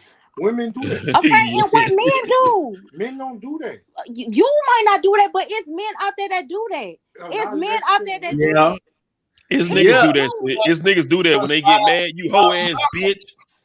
It's niggas. People do like everybody. Now you know how I know. That's because you feel me like that, but you can find the okay. Well, let's push past that. That's bitch ass niggas, but niggas do it. Do Bitch ass it. niggas do it, and that's the point I'm making. Whatever the case might be, they do it. People do it. You can't just say, "Oh, women don't." No, stop. That's why it's like that now, because people be so quick to separate and throw that line against men and women. No, people do it.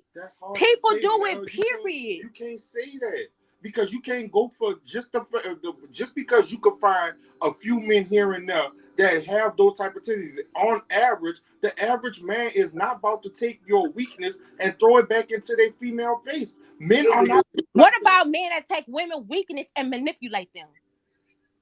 From the beginning, those type of dudes are fucked up. So why are you in a situation? But it's a lot of men like that. So for you to separate it and say that it's just a handful, it's crazy.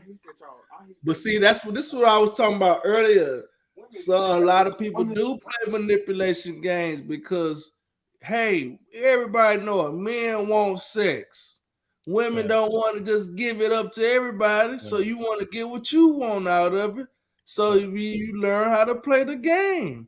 And a man will manipulate a woman. It's a dirty game. Everybody playing the game. Is it right to manipulate people? No, people gonna do what they gotta do to get what they want. It's not right. No, but ain't nothing fair in love and war. I'm not excusing it, but it ain't men playing offense, women playing defense. All day long. We play two totally different games. Like we not even built like that. Like most men not about to sit around and be like, yeah, that's why you did this. That's why this. I definitely know they do that because it's like every time a nigga wanna. I've heard the shit that nobody love you like I love you. Your family don't love you. A nigga will tell a girl that, man, when she know. A nigga told me that. Oh, a nigga told me that. They be lying like a motherfucker. Occasions. And they then just after push that, on your and butt. then after that, fucked my eye up, beat me. So yes, niggas do that. Look at what type of nigga you talking about. Look at what type of female you talking about, because not every female do that. I'm talking about the average female. The average female is on that type of time. Not. You cannot show a woman your weakness. When you show a woman your weakness, that shit is you will forever be by yourself until you heal whatever needs to be healed, or until you sit down and think about that. Because to be in a relationship, you're gonna have to disclose yourself with that woman completely. No, you don't. To be one with somebody, I'm not never telling no woman my weakness. Mad day coming, I gotta hear that. I'm never gonna throw your weaknesses in your face. Never. Matter of fact, men are trying to hide it. A woman could be treating a man like shit, and a man. And that's why a lot of men is not gonna go tell everybody about the stuff that his woman does. It's not everybody. That's true. When a woman cheat on a man, that's true. A man is not gonna go tell the whole world, man, she cheated on me.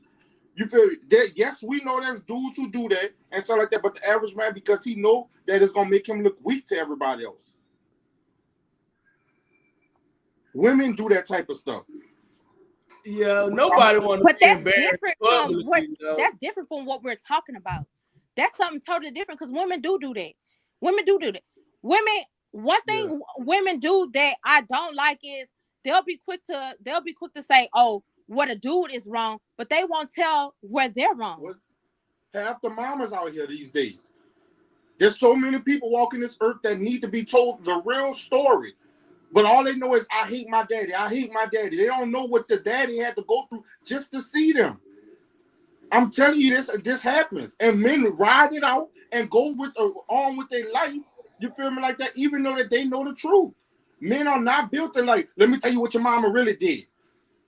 Oh, but your mama, she gonna let you know every time. Oh, he didn't send this. He didn't do this. That's how women are built like that. Men are not built like that. And just because we can find a couple of bitch ass niggas around here, we not about to sit and act like that's the average man.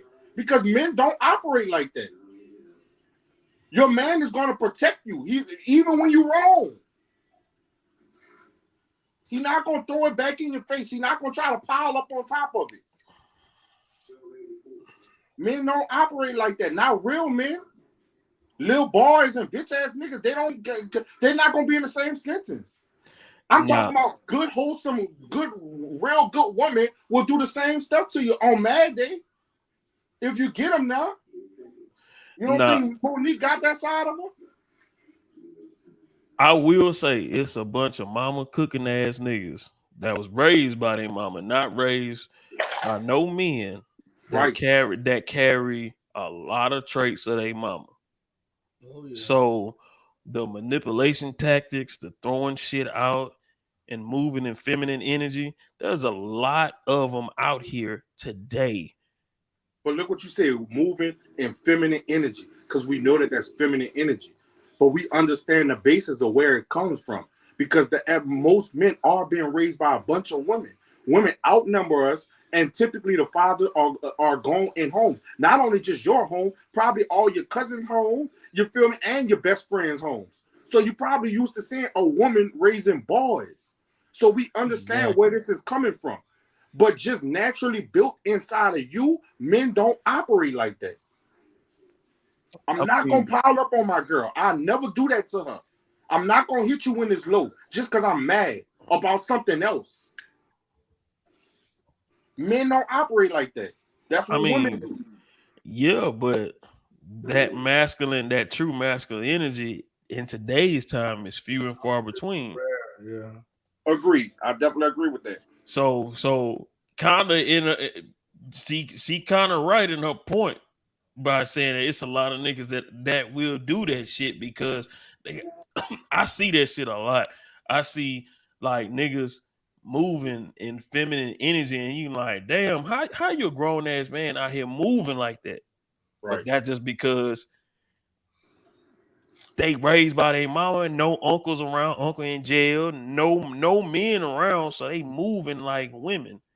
Right. And you right at the same time too, because naturally a man is gonna try to stand firm and stand strong and not show his vulnerabilities because we supposed to be the protector. So we can't show weakness.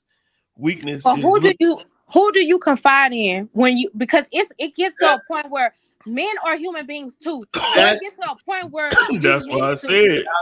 Hold on, let me ask you. Men cannot confide in no one. What she did say, she answered her own question. She said it laughing, talking about what? You gonna tell another man? Yeah, that's what men do, confide in each other and shit like that. It is some shit you could tell your homeboy that you wouldn't tell your wife. And that's okay, because there's some stuff you're gonna tell your girlfriend that you won't tell your husband. I feel like that's crazy because me, in my mind, I feel like I would want to tell my husband everything because my husband is my partner. And my husband is me and my husband against the world. Because when I leave the world and I come home to our safe haven, I'm safe. And he's safe. Because like I said, I can't see myself doing that. But you're a real one, Mel. Everybody, they don't have a lot of like, over time, I realized that. But everybody not built like that. The average woman is going to throw that shit in your face. She's not going to throw it in your face when you're down. I mean, when everything good. She's not going to throw it in your face while everything all right. But when Mad Day come, you become all kind of, that's like when girls break up with niggas. A chick will be talking to a nigga for all the years. He the best nigga in the world. Soon as she break up with a nigga, oh, he got a small dick. Oh, he a bitch ass nigga. Oh, he a fat. Oh, I'm all this. But you was with me for 5 years and you was the happiest person around. I'm all this. So what does that say about you? I gave you too many chances, baby. When that trying to shit on you and everything else like that. Like I tell you all the time, if I talk about my exes, I'll be like, there was good people. Like, or they might have been crazy. This one might have did this, might have did that. But I'm never gonna be like, oh, this person was a harm. Man, the girl break up with a nigga, this nigga, oh, he everything in the book. Small dick, gay, you feel me like that, trash, this, that, and the other. They're gonna track. That's what y'all do. That's what women do. And it would be a little different for a man and a woman because the woman feel like, especially if she trusts that man, that she would feel like that's her protection. So she would come home and just let it all out because that's her protection. And it takes a special woman for a man to feel like he can come home and be vulnerable with. Right. It's I all don't know. about the person. It's all about the person though. It's all about the person who you with, because you can feel that energy. Like, and just like I said, it's some stuff you can tell this person, and some stuff you can't tell that person. You just know because of some of the things you've told them and the way that they reacted. And that's just all it is. It's like, how people react. If you tell them one thing and they go crazy, then like, nah, I can't tell them this because they're going to react like this. So some people are in relationships where they can come home and just unload and just tell them everything. And there's some relationships where that people like, I'm going to talk to my homegirls, I'm going to talk to my partners about it because I can't go home and tell them this because they're going to trip out. Like, everything else is cool. It's just you can't do that. I can't see myself saying, if my man cried to me and express his feeling, me say, stop being a bitch. Like, I can't see myself doing it because I will want, hey, man or female, you are a human being and everybody got feelings. Everybody has feelings. I can't see myself doing that. I'm not going to be crazy to say, no, that does not happen. And women, I'm not saying that. But what I am saying is you can't say all, because I can't see myself doing that. And I know I'm not the only person that's like that. No, nothing is black and white. Everything is gray. Nothing is black and white. You can't make somebody suffer for the past shit that you experience. Point blank, period. I'm gonna give you a scenario. Here go the scenario. Let me show you how it works. Because I agree with what you said. You're not gonna tell a nigga right then and there. Like I said, it don't ain't no right then and there. Period. No, nigga, express yourself, and if you gotta cry, cry. Let me show you how it goes. This is how it goes. Let's say you cry, nigga, cry. Let's say you talking to a dude, right? And he been having a little issue that came up out of nowhere. His dick don't always haven't been getting hard all the time, right? He got to be, you feel me, like that, overexcited to get it there or whatever like that. While y'all going through something, you're not gonna shit on him. You're not gonna laugh at him or nothing like that. You're gonna try to get it hard. If you don't, then you feel me, we try it another day. Blase, blase, blah. Like the average people gonna be. But so it's all cool. Then mad day come. Nigga, shut your you feel me like that. Now is my dick don't get hard and everything. I was like, now you want to put it all out and embarrass me. You feel me like that? That's the type of stuff that's done. That's the type of stuff that men have to go through. You feel me like that? Now, I'm going to switch it, a man versus a woman. And just like I say, I know you're going to be able to bring up scenarios. They do have men, like we said, with feminine energy. Your girl, she have a little problem. She been a little smelly a couple of times. You feel me? Now, everything all good, go take a shower, blase, blase, blah. Y'all go through it. Y'all get through it. She take some pills, whatever it takes to get herself right. Now, mad day coming, y'all arguing. A man not about to be sit up there, shut your stink pussy ass up and everything like that. That's not where I'm going to go with it. I have no reason to go there with it. But a man will come home and say, you ain't cooked nothing. You ain't clean nothing. Exactly. You ain't helped me did this. You ain't helped me do this. I'm the one that's paying all the bills. Yeah, you ain't working, and I'm getting your nails done. I'm doing this, and a nigga will do that. I feel like anybody should do that because that's keeping a person accountable. For somebody to say stuff like that, yeah. And I get where you coming from. I really do get where you coming from.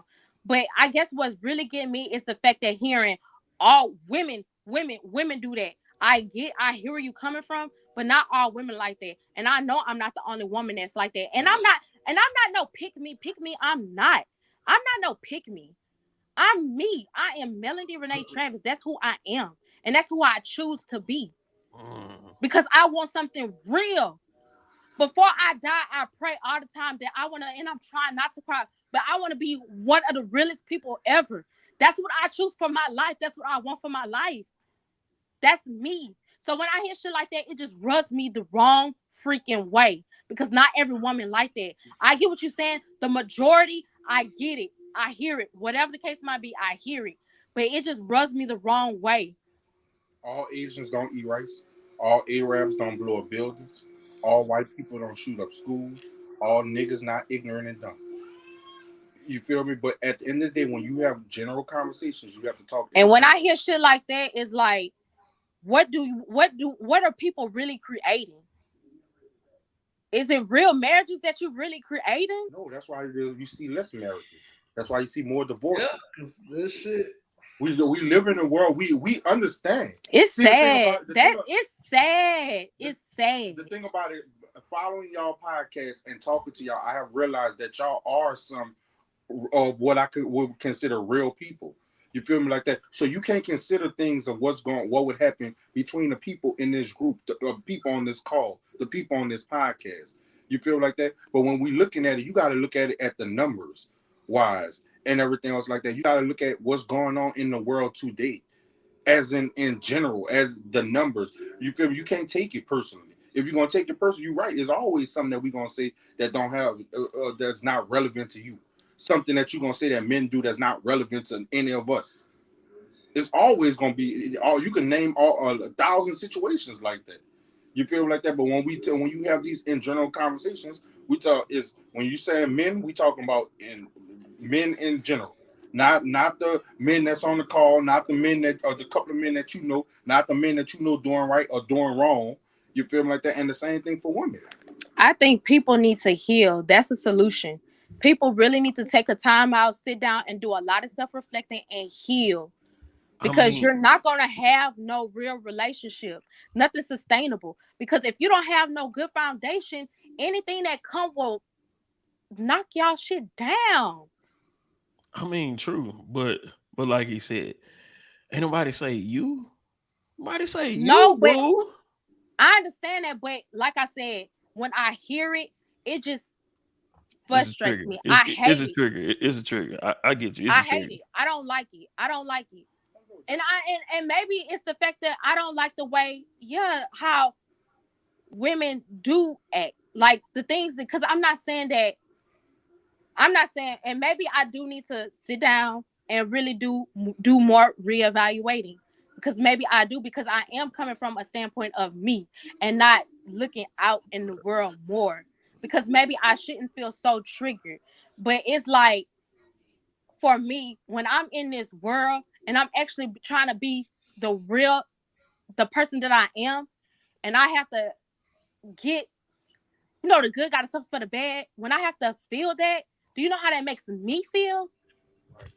Do you know how that makes me feel? That makes me feel like, what am I doing? What am I really doing? I mean, I feel you. I mean, I feel that way when I read comments about, like, when you see a video about some black males stealing some shit, and then you go read the comment and it says, oh, that's what they do.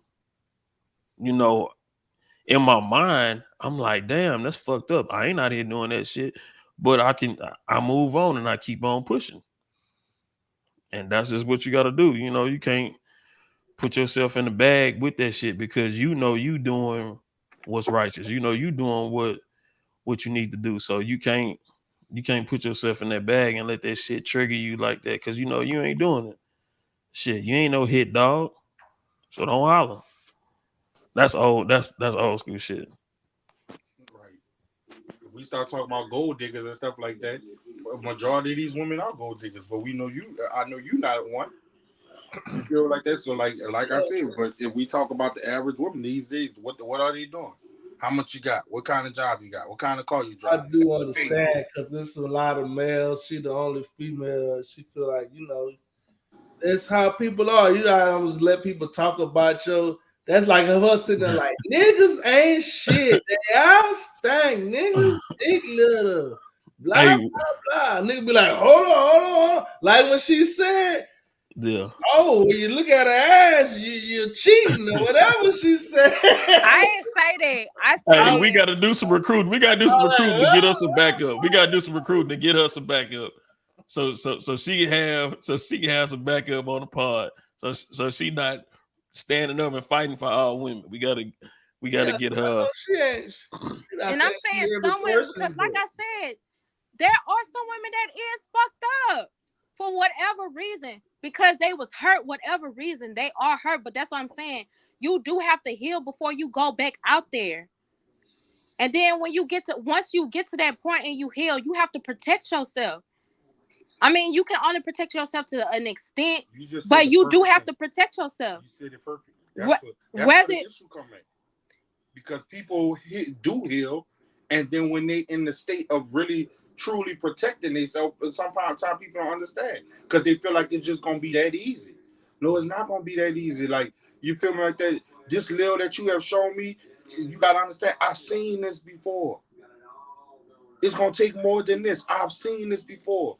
You know, you feel me like that? Do you understand how the level a person has to be to go through something traumatic and to literally sit down and heal their self? Especially if you're talking about going back out there. Like, when you go back out there, I'm not saying like you gotta, to an extent, yeah, it's gotta be a clean slate, because you can't put nobody that you just met through what that person put you through. Like, you can't project. So, I mean, when you do go back out there, you do have to go back out there like it's clean, but at the same time, like, that's why you do have your guards. That's why you do have your boundaries. Big time. You gotta have. Because these people play all kind of games, and everybody look the same. Everybody talk the same. Just like I said. Talk about Ocho. Yeah. Well, you in trouble tonight, Well. I'm sorry. That's supposed to be his first time drinking liquor. We're going to sip throughout them.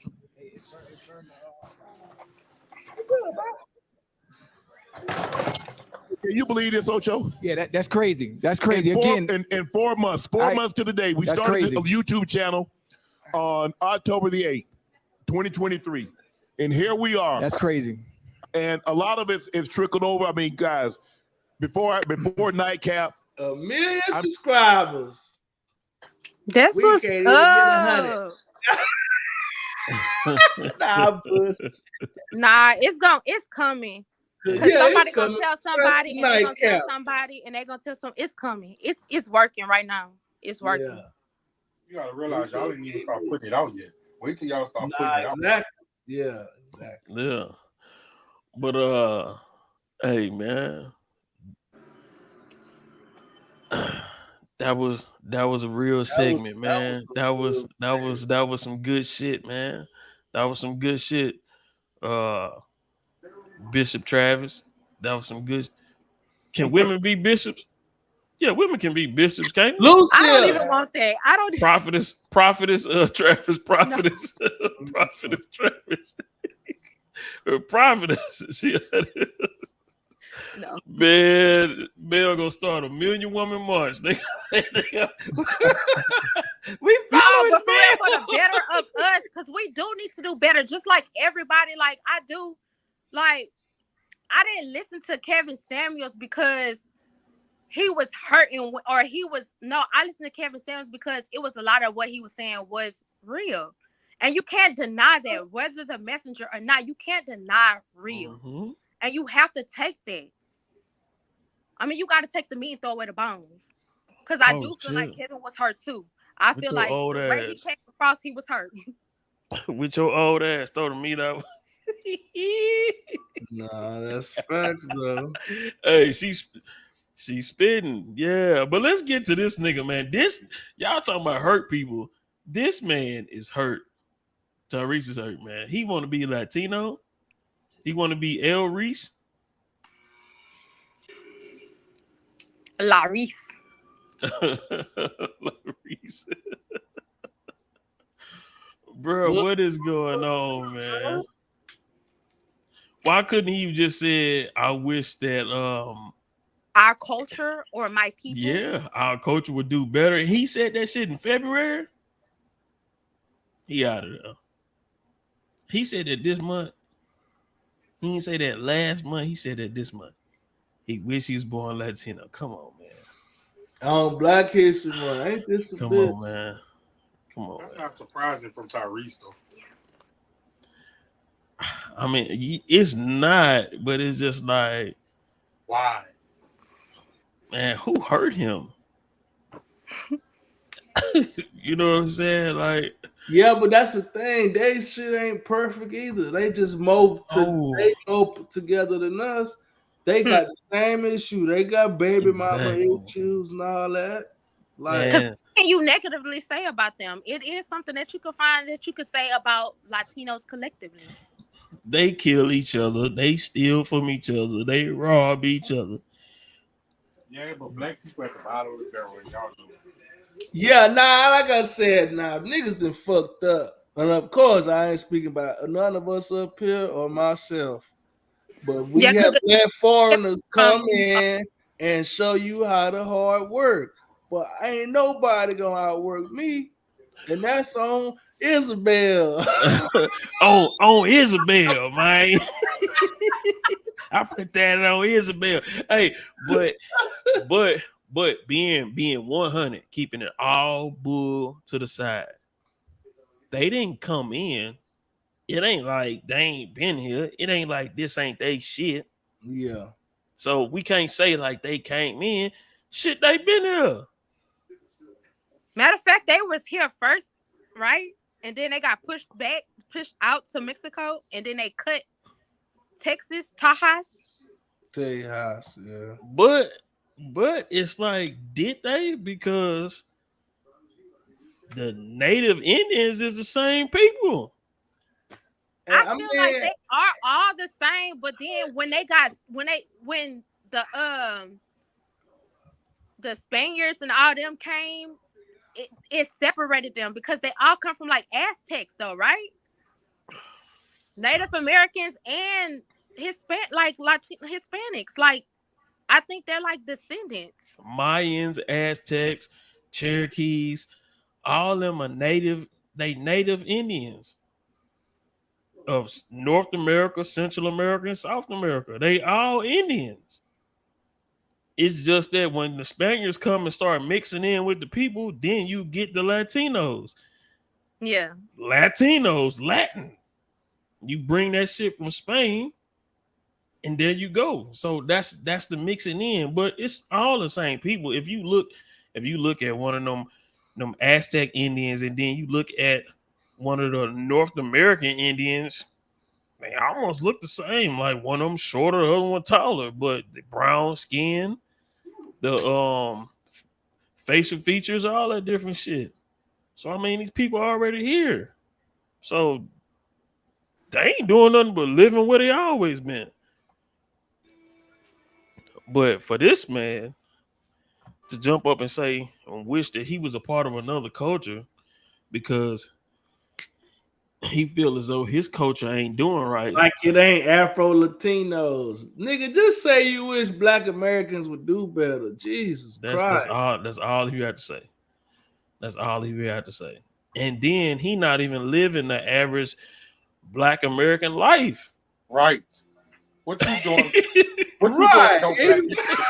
He not even living the average Black American life. You're a multi-millionaire. What are you doing to help Black people get better? He on the screen. If I go turn on Transformers right now, at least 3 of them, his ass is on it. Fucking crazy. I don't understand. I don't understand millionaire tears. I really don't understand them. That man had a Starbucks in his backyard. What the fuck is he crying about? Right. He had a Starbucks in his backyard. Sold millions of records. I don't understand it, man. Since we are to y'all question, do y'all know where Tyrese got his start from? Coca-Cola? Yep. Coca-Cola commercial. With that piercing in his lip. Hey, I know he was on Martin looking gay with that piercing. Yep. Yeah, but that was his thing though. When he what was his first little song? That hoe still go hard to this day. What was he? Nah, he's talking about he was tearing that box up. Man, what was that? Sweet Lady. Yeah, that was the first little song. Yeah. You know what I'm saying? Like, Tyrese has been famous for a long time. What the fuck is we talking about? He wasn't trying to be a Latino then, or was he? You know, So what's it? So somebody said, "What are you doing for your community?" Is somebody said that? No, he jumped up talking about he wished that he was a Latino because they have culture and Yeah. cohesiveness and all that shit. Yeah, I seen that, but somebody on the pod just said, "What is he doing for his community?" Yeah. So it can be like that. It's like all the stuff that you're talking about. What are you contributing? What are you doing for the community? Since you want to see us to be better so bad, how are you helping Black people get better? Playing Sweet Lady. Who playing Sweet Lady in the background? It ain't me. Who playing Sweet Lady in the background? I don't even care. Turn it off. How do you say Sweet Lady in Spanish? Shut up. Niña dulce. Sweet Senora. Yeah, dulce dama. Dulce dama. You Poquito. Dulce dama. Dulce dama. Poquito. What's 13. Won't you be my biblioteca? Senorita. Them people gonna cuss us out. Stop before I'm they cancel telling you, us. y'all gotta chill. I'm trying gonna to learn cancel us. Spanish. Y'all playing. Poquito. He talking about library. And your ass talking about, I don't know what the fuck. Poquito. Talking about 13. looking at Miriano. Pollo. Carne. Cochino. I won't go out and Asada. show that these people on this podcast love every race. No, for real. I love For real. Spanish rice now. I'm not what Cat Williams said. Nah. I'm pro-black, but I'm not racist. I'm Mi not. rancho. El Roof. Cucaracha.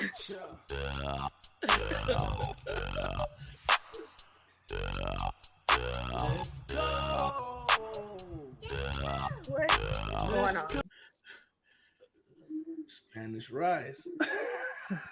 No, I was just saying the words I know in Spanish. Shit, there wasn't no talking down. I know, right? Shit, I be trying to learn. You know, when I go up there, I be like, let me get the horchata. This nigga like he Grande. said some shit too. Grande. Agua fresca. I like a good agua fresca. I ain't gonna even lie to you. What, at Jamaica? What? Give me that. What? The limonada? The limonada's and the mango nadas. All I know how to say is me no speaking no English. That ain't even Spanish. Me and no speaking no Spanish. No Spanish. Poquito español. Poquito. Okay. Me habla español poquito. Yeah, No, but that is on my book, man. That's one of the things I am gonna be bilingual. I've been practicing. I'm going to be bilingual. Deep in practicing. I don't want to hear none of your stop because you be dream killer. You a dream killer. Hablamos español picano. I want to be bilingual. What's the hooked on phonics for languages called? They got all kind of shit. You they got Duolingo. You probably thinking about Rosetta Stone. Yeah, I was just gonna say Rosetta Stone. Hey, you know you can get paid more. They got Rosetta Stone. Bilingual people get paid more. I just heard you bilingual. Bilingual people get paid more. All you gotta do is tell them you bilingual, and they add a couple more dollars. No, for real. I'm finna get and my thing, why I want to learn. I want to be sitting right next to somebody while they talking their shit. Exactly. Look at and be like, oh, nigga, you thought I didn't know what you said. Yeah. Right to Watch it. I guarantee you they gonna watch you before they talk to in front of another black person. How long do you wait before you jump in? Until they say some real. Until they gotta say some slick shit, like look at her ass sitting Now over there. I'm gonna give them like, and you be like, well, this ass will sit on your little ass or something like that. Then they gonna be like, whoa. Yeah, you gotta say it in English. Oh yeah. That, like you just said. What? I would say it in English first.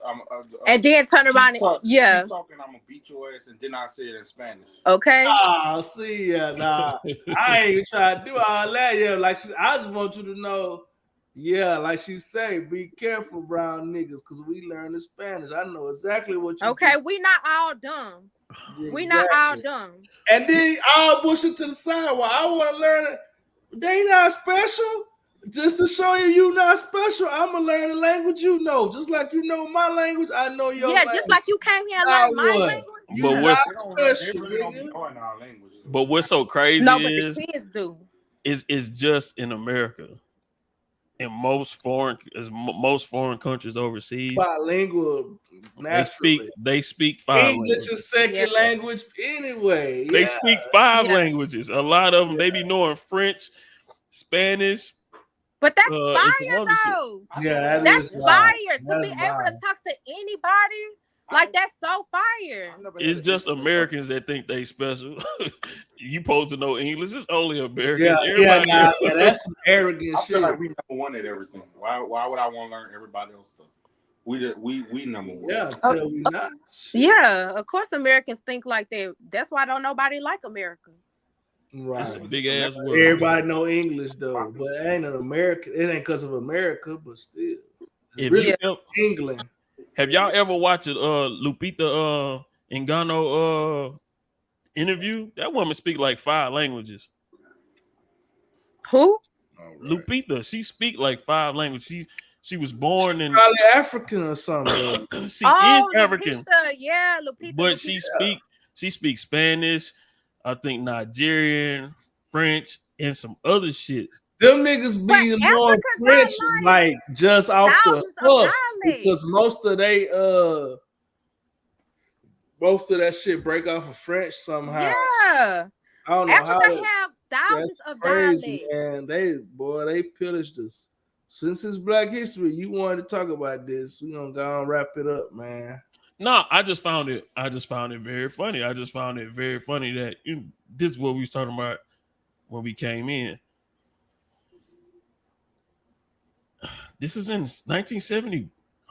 Let's say 1970. Oh, no. The bus. Okay, 1974. That wasn't that long ago, bro.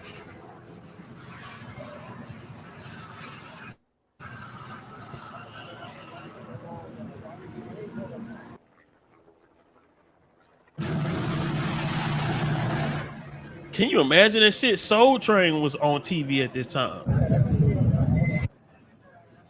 Good Times and shit. Oh, this B-roll shit. Niggers suck. It's tearing them apart. People, as a community, it's tearing them apart. They may say this is helping, it's tearing them apart. I'm not for this. I don't care. My one will not go to school. Boy, them accents crazy. Wait, what you saying? She say it's tearing them apart. She's talking about it's tearing them apart.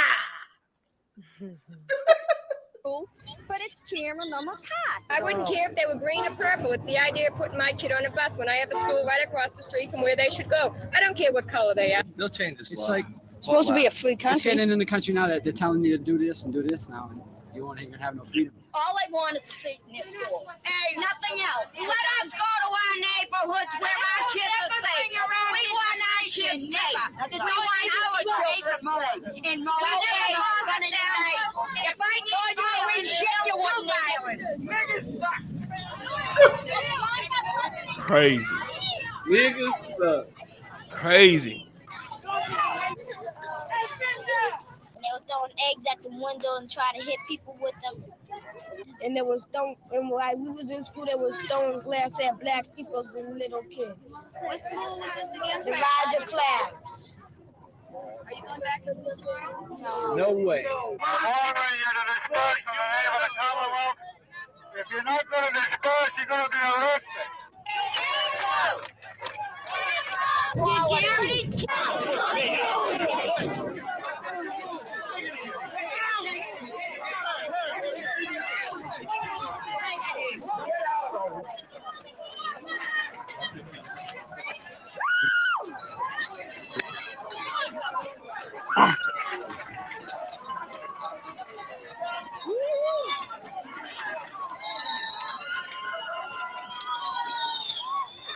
Man, like shit just magically over with.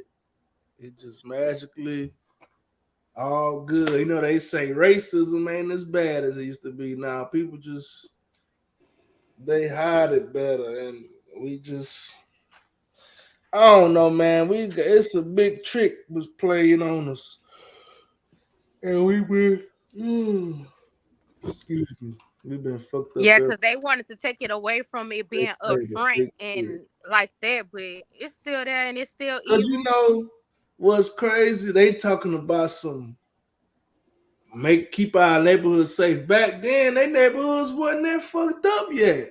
Now, since the 90s, I'm sure they could probably say that because nigga might be running in your shit, but they were just saying some shit, just projecting, and that's that, you know, just and constantly looking over your shoulder because you know how fucked up shit really was. I wish people understood. Like I totally agree with them. When you got a pass and you see all these black people that still robbing, still acting ignorant, this, that, and the other, and they always make the rest of us look bad. You feel like that? But I agree with they stands on feeling like that because it's like, how many times do I have to have bad running with bad black people for me to realize, you know what, I probably want to stay away from. But I just realize, wish one day they could wake up and realize it's not black people, it's not our fault that we in these positions. Let somebody put you out there with nothing. Try to hide all the great things about life. You feel me? Like that, teaching them stocks, credit. You feel me? This, that, and the other. Try to hide that stuff away from you while other races prospering and using all these type of things, using your life insurance and stuff like that. Like, just imagine living in these type of times, having to deal with this, and then you have people that's completely poor, have to worry about getting pulled over by police and they're messing up your life, this, that, and the other. Like, if you had to worry about the same type of things that we have to worry about on a day-to-day basis, what you think your people will be doing?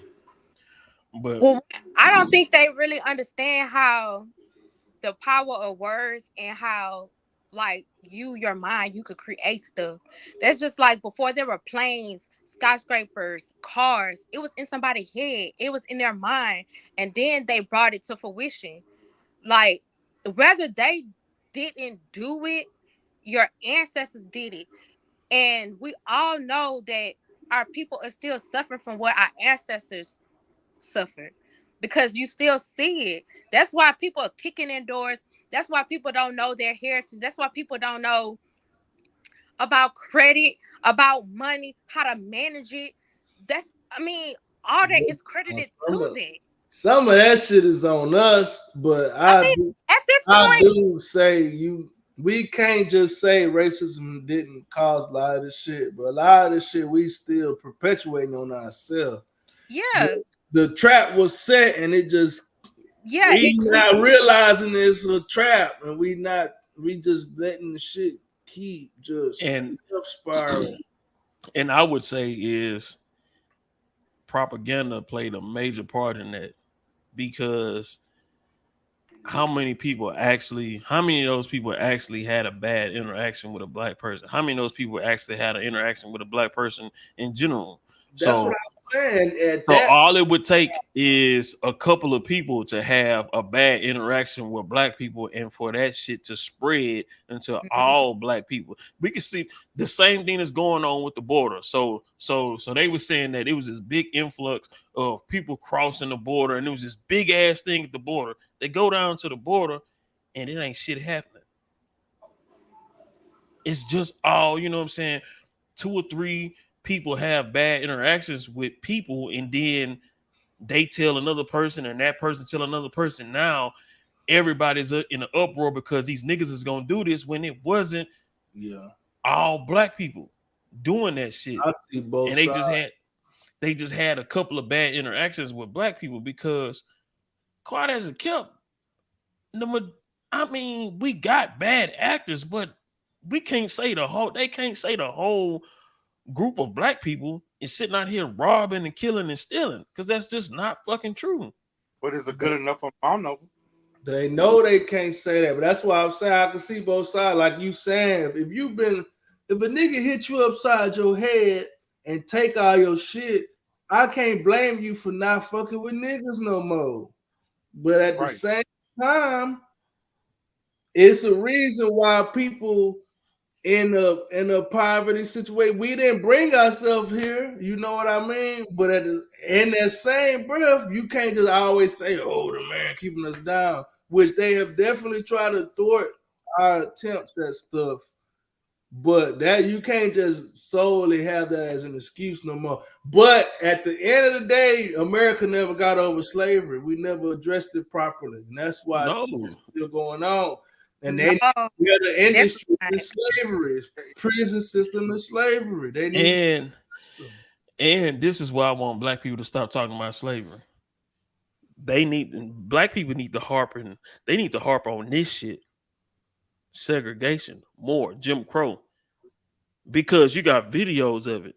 You got people that's still alive that practice it, that live through it. If black people would spend more time talking about why did we have to be in segregation and why we couldn't do this and why we couldn't do that, we would have a better fight, because you got so much video evidence of it. Instead of talking about slavery, where people can just write it off and say, well, everybody wasn't slave owners and it was this and it was that and I didn't have no slaves. But shit, that white lady that was talking all that shit, somebody can go find her ass or find a relative of her ass. They got her on camera. Well, why was they practicing segregation? You could try to fight that. Like, we need to get the low-hanging fruit first. Let's tackle segregation first. Then move on to slavery, because there's people that's still alive right now that can tell you that, hey, I couldn't even eat over here just because I was black. It ain't had nothing to do with what I did, how I walked, what my education was. It was strictly because the way that I was born. We need to fight that shit. Their people, just like some of our people are being taught our history through our people, our elders. Their people is still teaching their people. We need to be that rhetoric. That's what needs to happen. We need to be resegregated. Nah, that ain't gonna help shit. Yeah, nah, at this point, we just need to get already out the bag. Yeah, we getting better, because I heard we starting to buy more black designer and stuff too, which is good.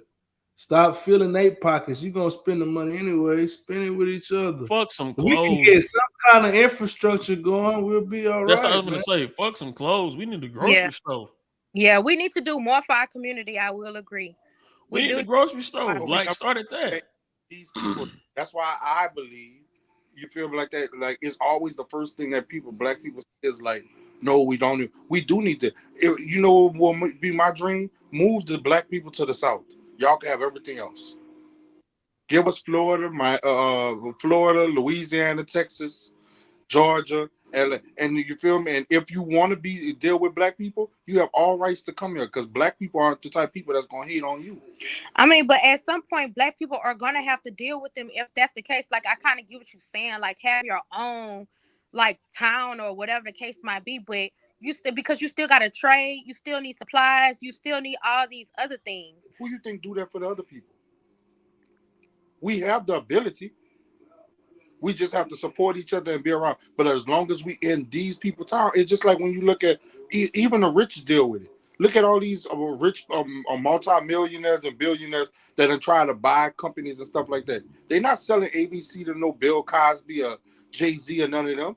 You know how many rich billionaires that we have that's trying to buy an NFL team? They won't even let these people buy an NFL team or NBA team.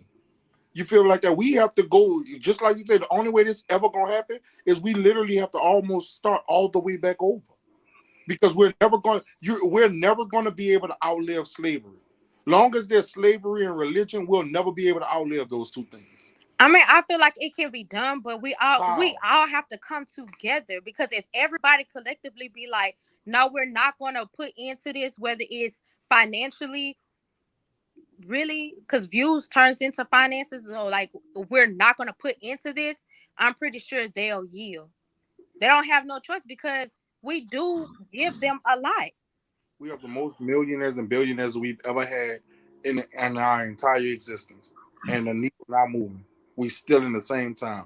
The only thing that you can say now is you have a I don't better think we're opportunity to still be in the same successful time. if you want to be successful. But it's not always like that for everybody either. No, it's not. And people, and a lot of people are still lost because how can you fight if you don't even know you need to fight? You don't even know where to start. You don't even know you have to fight. That's why I said last week a black person can move through a racially diverse city and never touch racism Yeah. that they would think Right. individually.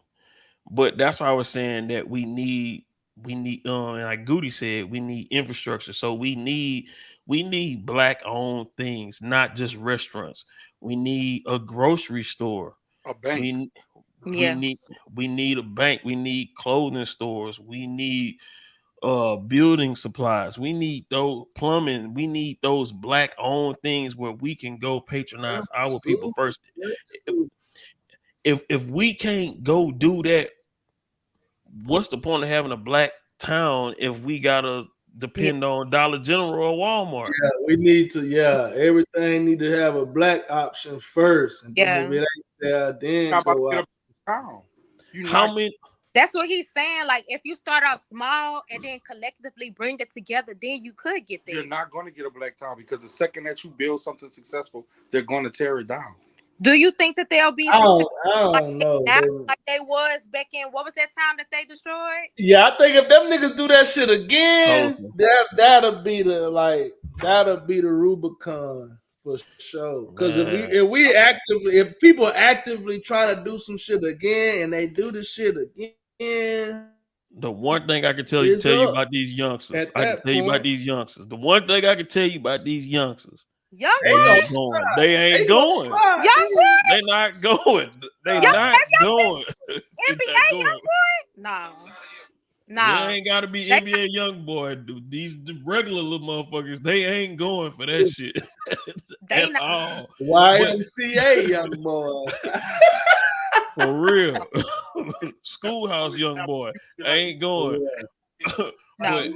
We are. Like, no. I don't think I'm about to sit there and allow somebody to come to my house and tell me I got to do something for somebody and call him master. Like, that's always the biggest joke to me. I don't care what goes on. You're not putting us back in slavery. They would have to literally get the military, and even then, even still, we have people in the military. I was going to say, see, the people who haven't been in the military don't realize how many black people is in the military. I mean, if you a racist, the army ain't the place for you to be, because you ain't ducking and dodging no black person at all. It's a black person that's gonna be an officer or a senior that's gonna be telling you what to do. Is nothing you can do. Right. So that's why I was saying we have to start with the infrastructure. So if you have a black owned grocery store and then somebody start building property around that, then that population around that area will just subconsciously start to be black. Yeah. And then that's how you would spread that around, because other people would be like, well, shit, I'm going to move over here because it's more economical for me. It's a grocery store over here. It's things, it's schools and all the different stuff. And that's how you start that, but you got to have some kind of infrastructure. It just don't make sense to have a black town and then we have to bring in all these other things here. Support the town. But you got to have black people that produce things. And that's the major thing that we don't do. We are not producers. The only thing that we produce is entertainment. If entertainment was our currency, shit, we the most wealthiest person in the world. We the most wealthiest people in the world. If it was entertainment, but we don't own entertainment. We cannot commoditize. That's what I've been said. We need to own rap and weed. No, all forms of entertainment, sports, sports. Well, yeah, everything. But not all forms, but everything that we actively are the Goody, no. majority If you look at the majority of all forms of entertainment, there's a black person that is probably at the top of it. Gymnastics. Now, when I think about acting and stuff, I don't think that. Movies and stuff, I don't think that. So, Denzel is not one of the top actors? Who? Denzel? Oh, yeah. Morgan Freeman. That's what I'm saying. I mean, Cuban Gooding Jr. He crashed out. Cuba crashed out. Them was a handful of people you talk. I'm talking about like when you think of sports, you think about black people. That's what I'm saying. When you think about movies, I don't think about black people. Okay. All right. So let's take movies out of that, but definitely music, definitely dance, because we created so many genres of dance. Just give us the NFL and we rolling. Trust me. That's billions every year. That's why they won't give us no team. It's the new slavery. They just tricked us into new slavery bags, man. Them niggas the richest workers on the earth. These niggas make millions and millions and millions to go play a kid game. Man, the reason why they got blacks in the NFL because they wanted to win. They wanted to win. We bigger. That's irrelevant. It's niggas on TV showing off their physical prowess. Is all this is a form of gladiator entertainment. We just monkeys in the show for them. They don't give a fuck. They giving them millions of dollars. We billionaires. Cause they got And that's why we won't let y'all own a team. That was my point of bringing it up. True. They just highly paid workers, man. True. And that's why I was saying that if we took that industry, black people would be cracking in no time. If we could make entertainment our commodity, hell yeah, shit. We would be running shit. But how do you do that? How do you become an owner? Shit, you build your own. You detach. You detach from it. You got to do like what Ice Cube did with Big Three. And make everything new from there, right? You got to start your own. It's not going to be popular. Yeah, you will have to everything. You got to let them have what they got. Start new, and we support that from the ground up or whatever. You ain't going to be balling if you start new. Exactly. And then that's another thing. Like we were talking about, social media affects everybody, man, in its own special way. Everything got to be instant. People don't want to work no more, grind no more. All you see is these, 20,000 rich people, but you see them every day on Instagram like they regular fucking people, and they not. And the people that's not rich, they pretending to be rich to stick out of the crowd or whatever. Facts. And it's a fucked up cycle, man. We into some troubling times, man. But it's gonna see all right. And then not only have to deal with that, our stuff that we gotta go through, like we gotta deal with the other, like the worldly stuff, like because it is gonna get to a point where America gonna have to answer to some people. Yeah. Well, I'm a veteran, so nigga, I'm gonna be like the niggas on top 10. I'm riding with home team when it come to that. They gonna have to just go and wipe us out because I ain't bowing down. Shit. That's another root of human struggle, worrying about other people's perceptions about who you are. Like, why would you ever care about that? And I think that I fell victim to that in my past of worrying about things that I can't control. If the people understood what words could do to a human being, especially where we are in today's society, and they wouldn't be invested in that. So I'm not here to dispel anything. You can continue to ask other people around me about what they think about me and continue to write about mood swings. Like, human beings have mood swings.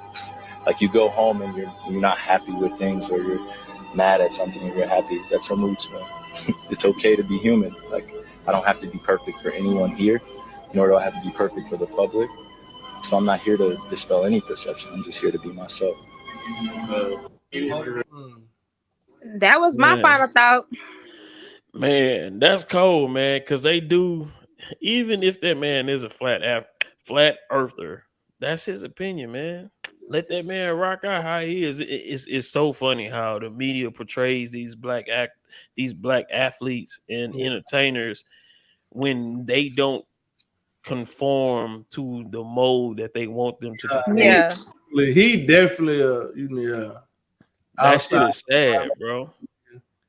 That shit is sad. And this shit, just to cut them the reporters a little bell, they gotta do their job. You are a fucking athlete, you know. You get paid millions and millions of dollars to do these interviews. You might not want to do it, but it is part of your job. But I do get what he's saying. Like, why the hell you care that much? Yeah, but he's not. But he's not a role model. He don't have to be a role model. Yeah. Exactly. But the NBA have a product to sell, and nigga, you one of our biggest commodities. So do what you need to do. Yeah, but he's gotten smart though. Lately, he's gotten smart. You notice that was an old clip. Hey, you gotta to me, the best way to handle the media is like Marshawn Lynch. You can't do that. That's the best way to handle the media. He the only one that got away with it. The nigga do that now, they gonna double fine your ass. Talking about some, I'm talking so I don't get fired. But he even stopped. He even stopped that. He would just give him. Doing that though. He would just give him one word answer. He got some endorsement bags for that for sure. But he got some endorsement bags because it's really only him, and there was like some different stuff that people wasn't used to. If everybody started doing that, then everybody gonna lose money. Because you're not gonna get endorsed and stuff like that if you're not gonna say nothing and everything like that. The average football player, people don't even know. People who really don't follow football like that, they might know your name, but if those football players walk past you on a daily basis, they wouldn't know who those people are. I wouldn't, unless they had on jewelry and clothes and shit. My point exactly. If they ain't got and then you still wouldn't know. No, you would if you see a nigga stature. It depend on how face record, like, you know, no, not even that. You see a nigga stature, his physique. If a nigga tall, muscular, got on fucking some expensive clothes, jewelry and shit, you gonna automatically think he's an athlete. You're gonna assume that's it. You're gonna assume, but that don't mean that is. Yeah. But 9 times out of 10, it is though. Who is it though? Is the question. You feel me? You might know he plays sports, but you ain't gonna. They don't necessarily know who they are. That's true. Yeah, they wear helmets. They don't get that name recognition. They don't get that face card stuff like that unless you're a quarterback or something. So the talking and stuff is how they promote themselves. Yeah, that's how you know them and the stuff that they go through or they do in the limelight. Kyrie, basketball different. You see them all day, and I mean that's. I still wouldn't know some of these. Yeah, but you know basketball players by how they play too, though. I'm not saying you don't know football players by how they play, but I know a basketball player more. I'm prone to know a basketball like LeBron because LeBron is a good player.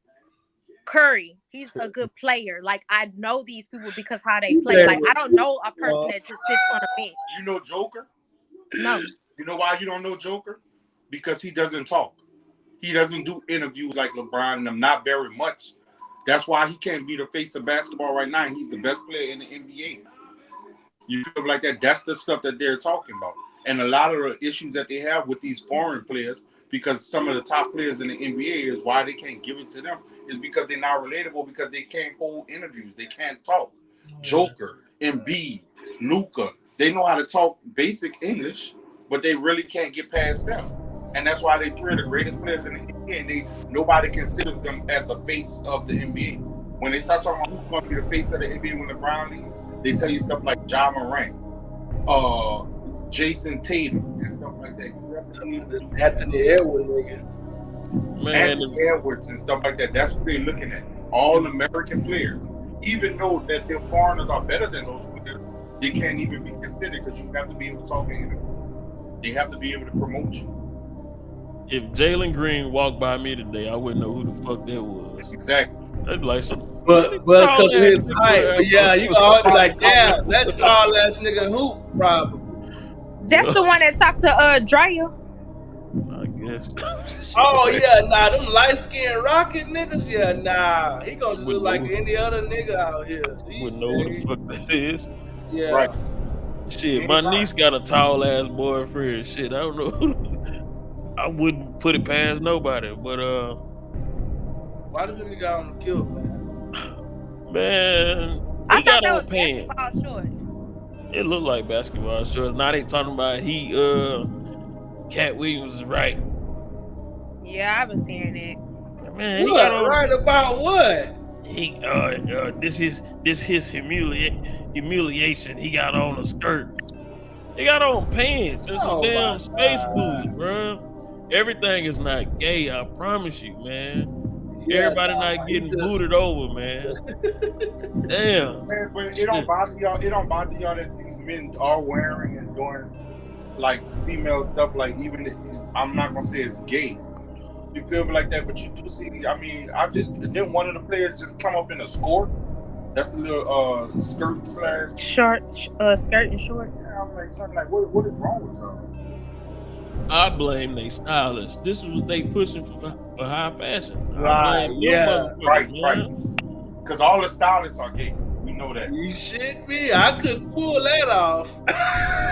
But you know what? That's what I'm saying. Because if I'm an NBA player, I still blame them anyway. Because like Russell Westbrook and stuff like that, like, bro, I'm a straight dude. I'm not gonna go get a gay dude to be my stylist. I don't care how many reviews you have. I mean, even if, because I mean, they are good stylists. Yeah, that's what I'm saying.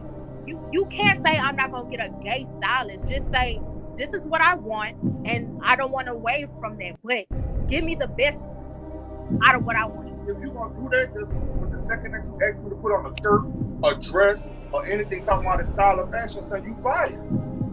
Have y'all seen what they be wearing? These NBA players in a tunnel, they be wearing all kind of goof ass shit.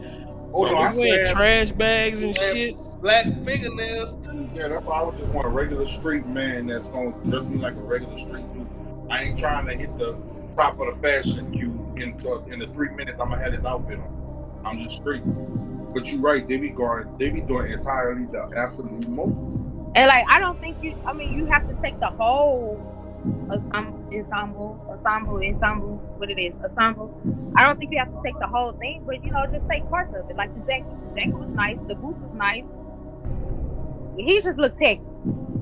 Like he looked like he fresh out of a Funkadelic concert. That's what the fuck he looked like. No, he supposed to be on stage with George Clinton. She say, "Uncle, that's my type. That's my type, nigga."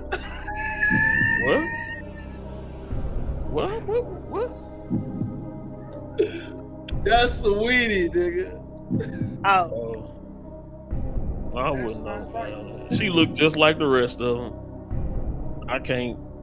I wouldn't be able to pick her. Girls, I'm sure a lot of these chicks is bad if you see them in person, but they do all look the same. I ain't taking that. I never said they wasn't cute. I'm just saying they all look the same. I couldn't decipher her from Lori Harvey, Ruby Rose to her. I wouldn't know which one is I wouldn't know the difference. They all look the same. I don't know. I'm different because I'm so mental. I need to put that. You gotta get me so mental. The moves is not like how everybody be making them. I want to know what she look like when she wake up in the morning. Right. When her breath stinking and she got eye boogers in her face. I want to see what the fuck she look like. That's why I want to see at Walmart. I want to see you at Walmart with your bonnet on your head. That's how I'm gonna know what you really look like. Hell no. You couldn't be with me at Walmart with a bonnet on your head. Hell no. I don't want no girl with no bonnet on her head and do all that. Like, I have a huge problem with all that. But what I'm saying is, basically, when you dress down and those type of things, unfortunately, our women are carrying themselves like that. So if you're gonna do it, I would rather see you dressed down than dressed up, because I know what you're gonna look like when I wake up in the morning. Facts. Not all put together, all dolled up. You were supposed to look good. If you didn't look good, that's the real issue. You done got dogged up, and this how you look? I want to see what you I look want to see what you look like when you come out the bathroom and that bathroom fan on. That's the fuck I want to see what you look like. Right. When you wake up, how you doing? That's crazy. Nah, you know, with the bathroom, with that fan, with that exhaust fan on, that's the fuck I want to see what you look like when you come up out of that motherfucker. Look crazy. When Mad Day coming and we ain't getting along, Yo, and in your element, I ain't gonna want to leave y'all to Mad.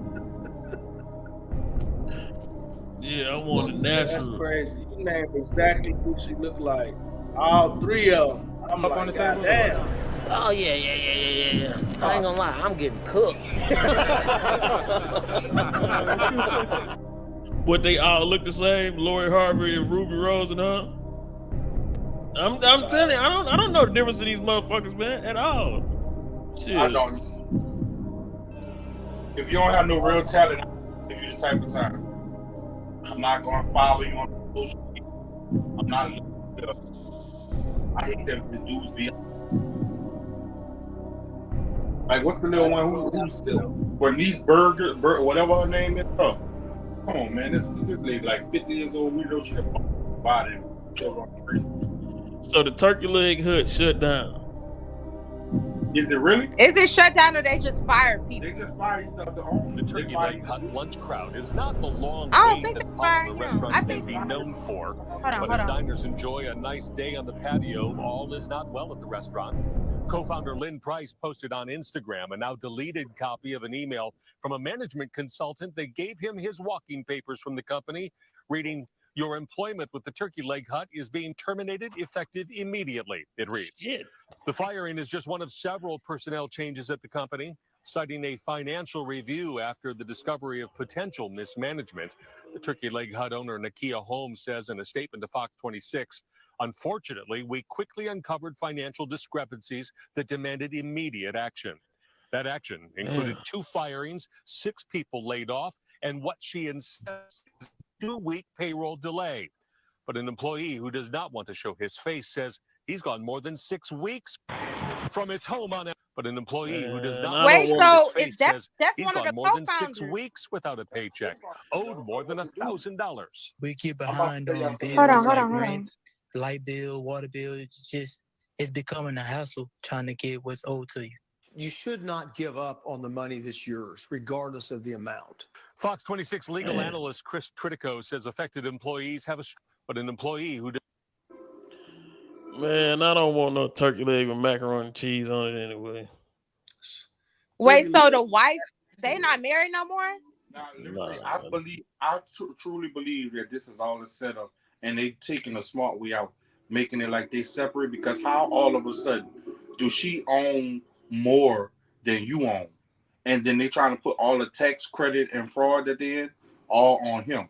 So now he's the issue, he's the problem. All the problems that they have is going to be put on him, and she separate herself from him, and they're supposedly not together. It sounds like y'all putting all the blame on him. You feel me like that? You can walk away. With the part is what I would do. And keep the business. Keep the business. I don't believe that they're like all this. They beefing with each other. I just don't. Damn.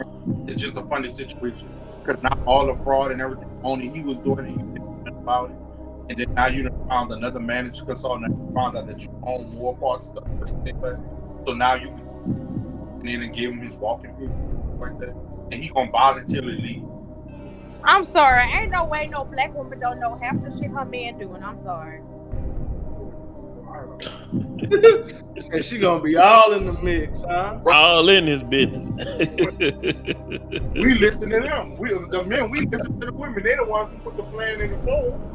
Like I was just you telling me what to look, babe. That's what we need to do. I'm gonna make sure it happens. You feel me like that? So, but like I say, if that's the plan, then it is a smart plan. It's both of us going down. And if you might well, go we to can jail keep for, the business. Yeah, that's what I'm saying. You might go to jail for a couple of years and everything. When you get out, I got it. That's what I mean. That's the smartest thing. Because other than that, both of y'all going down. Both of y'all going out. She chewing that gum hard as hell.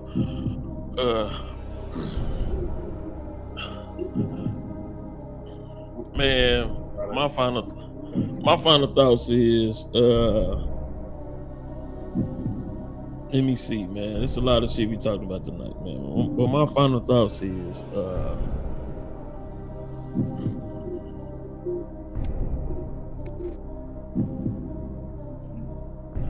we gotta know self first. You have to know, we're gonna have to know self individually and collectively. We gotta know self first before we deal with any outside problems. We gotta know self.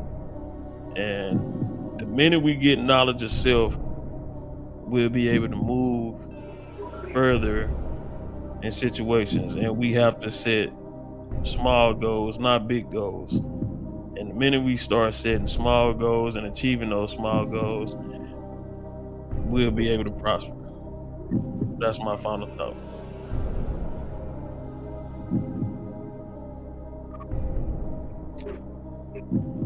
I guess I'll go. I don't know. Just, enrich yourself. Motherfucker. That's where you start. Enrich yourself. Ain't no excuse. You got smartphones in your pocket, but nobody want to learn nothing. I mean, come on, man. What's really holding you back with your own fear? Facts. Smartphone in your pocket and can't say what's 2 + 2. Kyrie said mine. Oh, to be yourself, huh? Show up yourself. At some point, you have to turn off the outside noise. Like, at some point. AJ been a part of the whole part. He got to say his final thoughts. You got final thoughts? He got to say his final thoughts. He been a part of the whole part. Derek said you've been part of the whole podcast. He got to.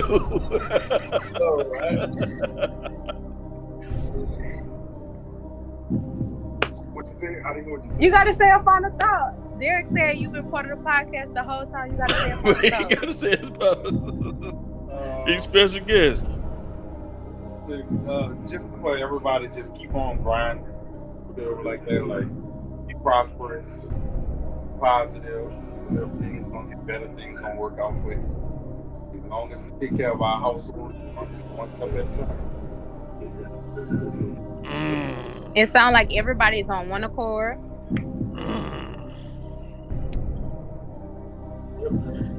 Hey, it's been another episode. We party, putting all that bullshit to the side, man. It's all the way live, man. All the way live, man. But Billy Bell, D-Hall, Goody Goo. Cause tell them what to do.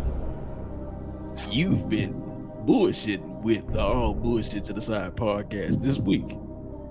Our final thoughts were our final thoughts, but keep on bullshitting with us. We're going to keep on bullshitting with you. It's the All Bullshit to the Side podcast. See you next week.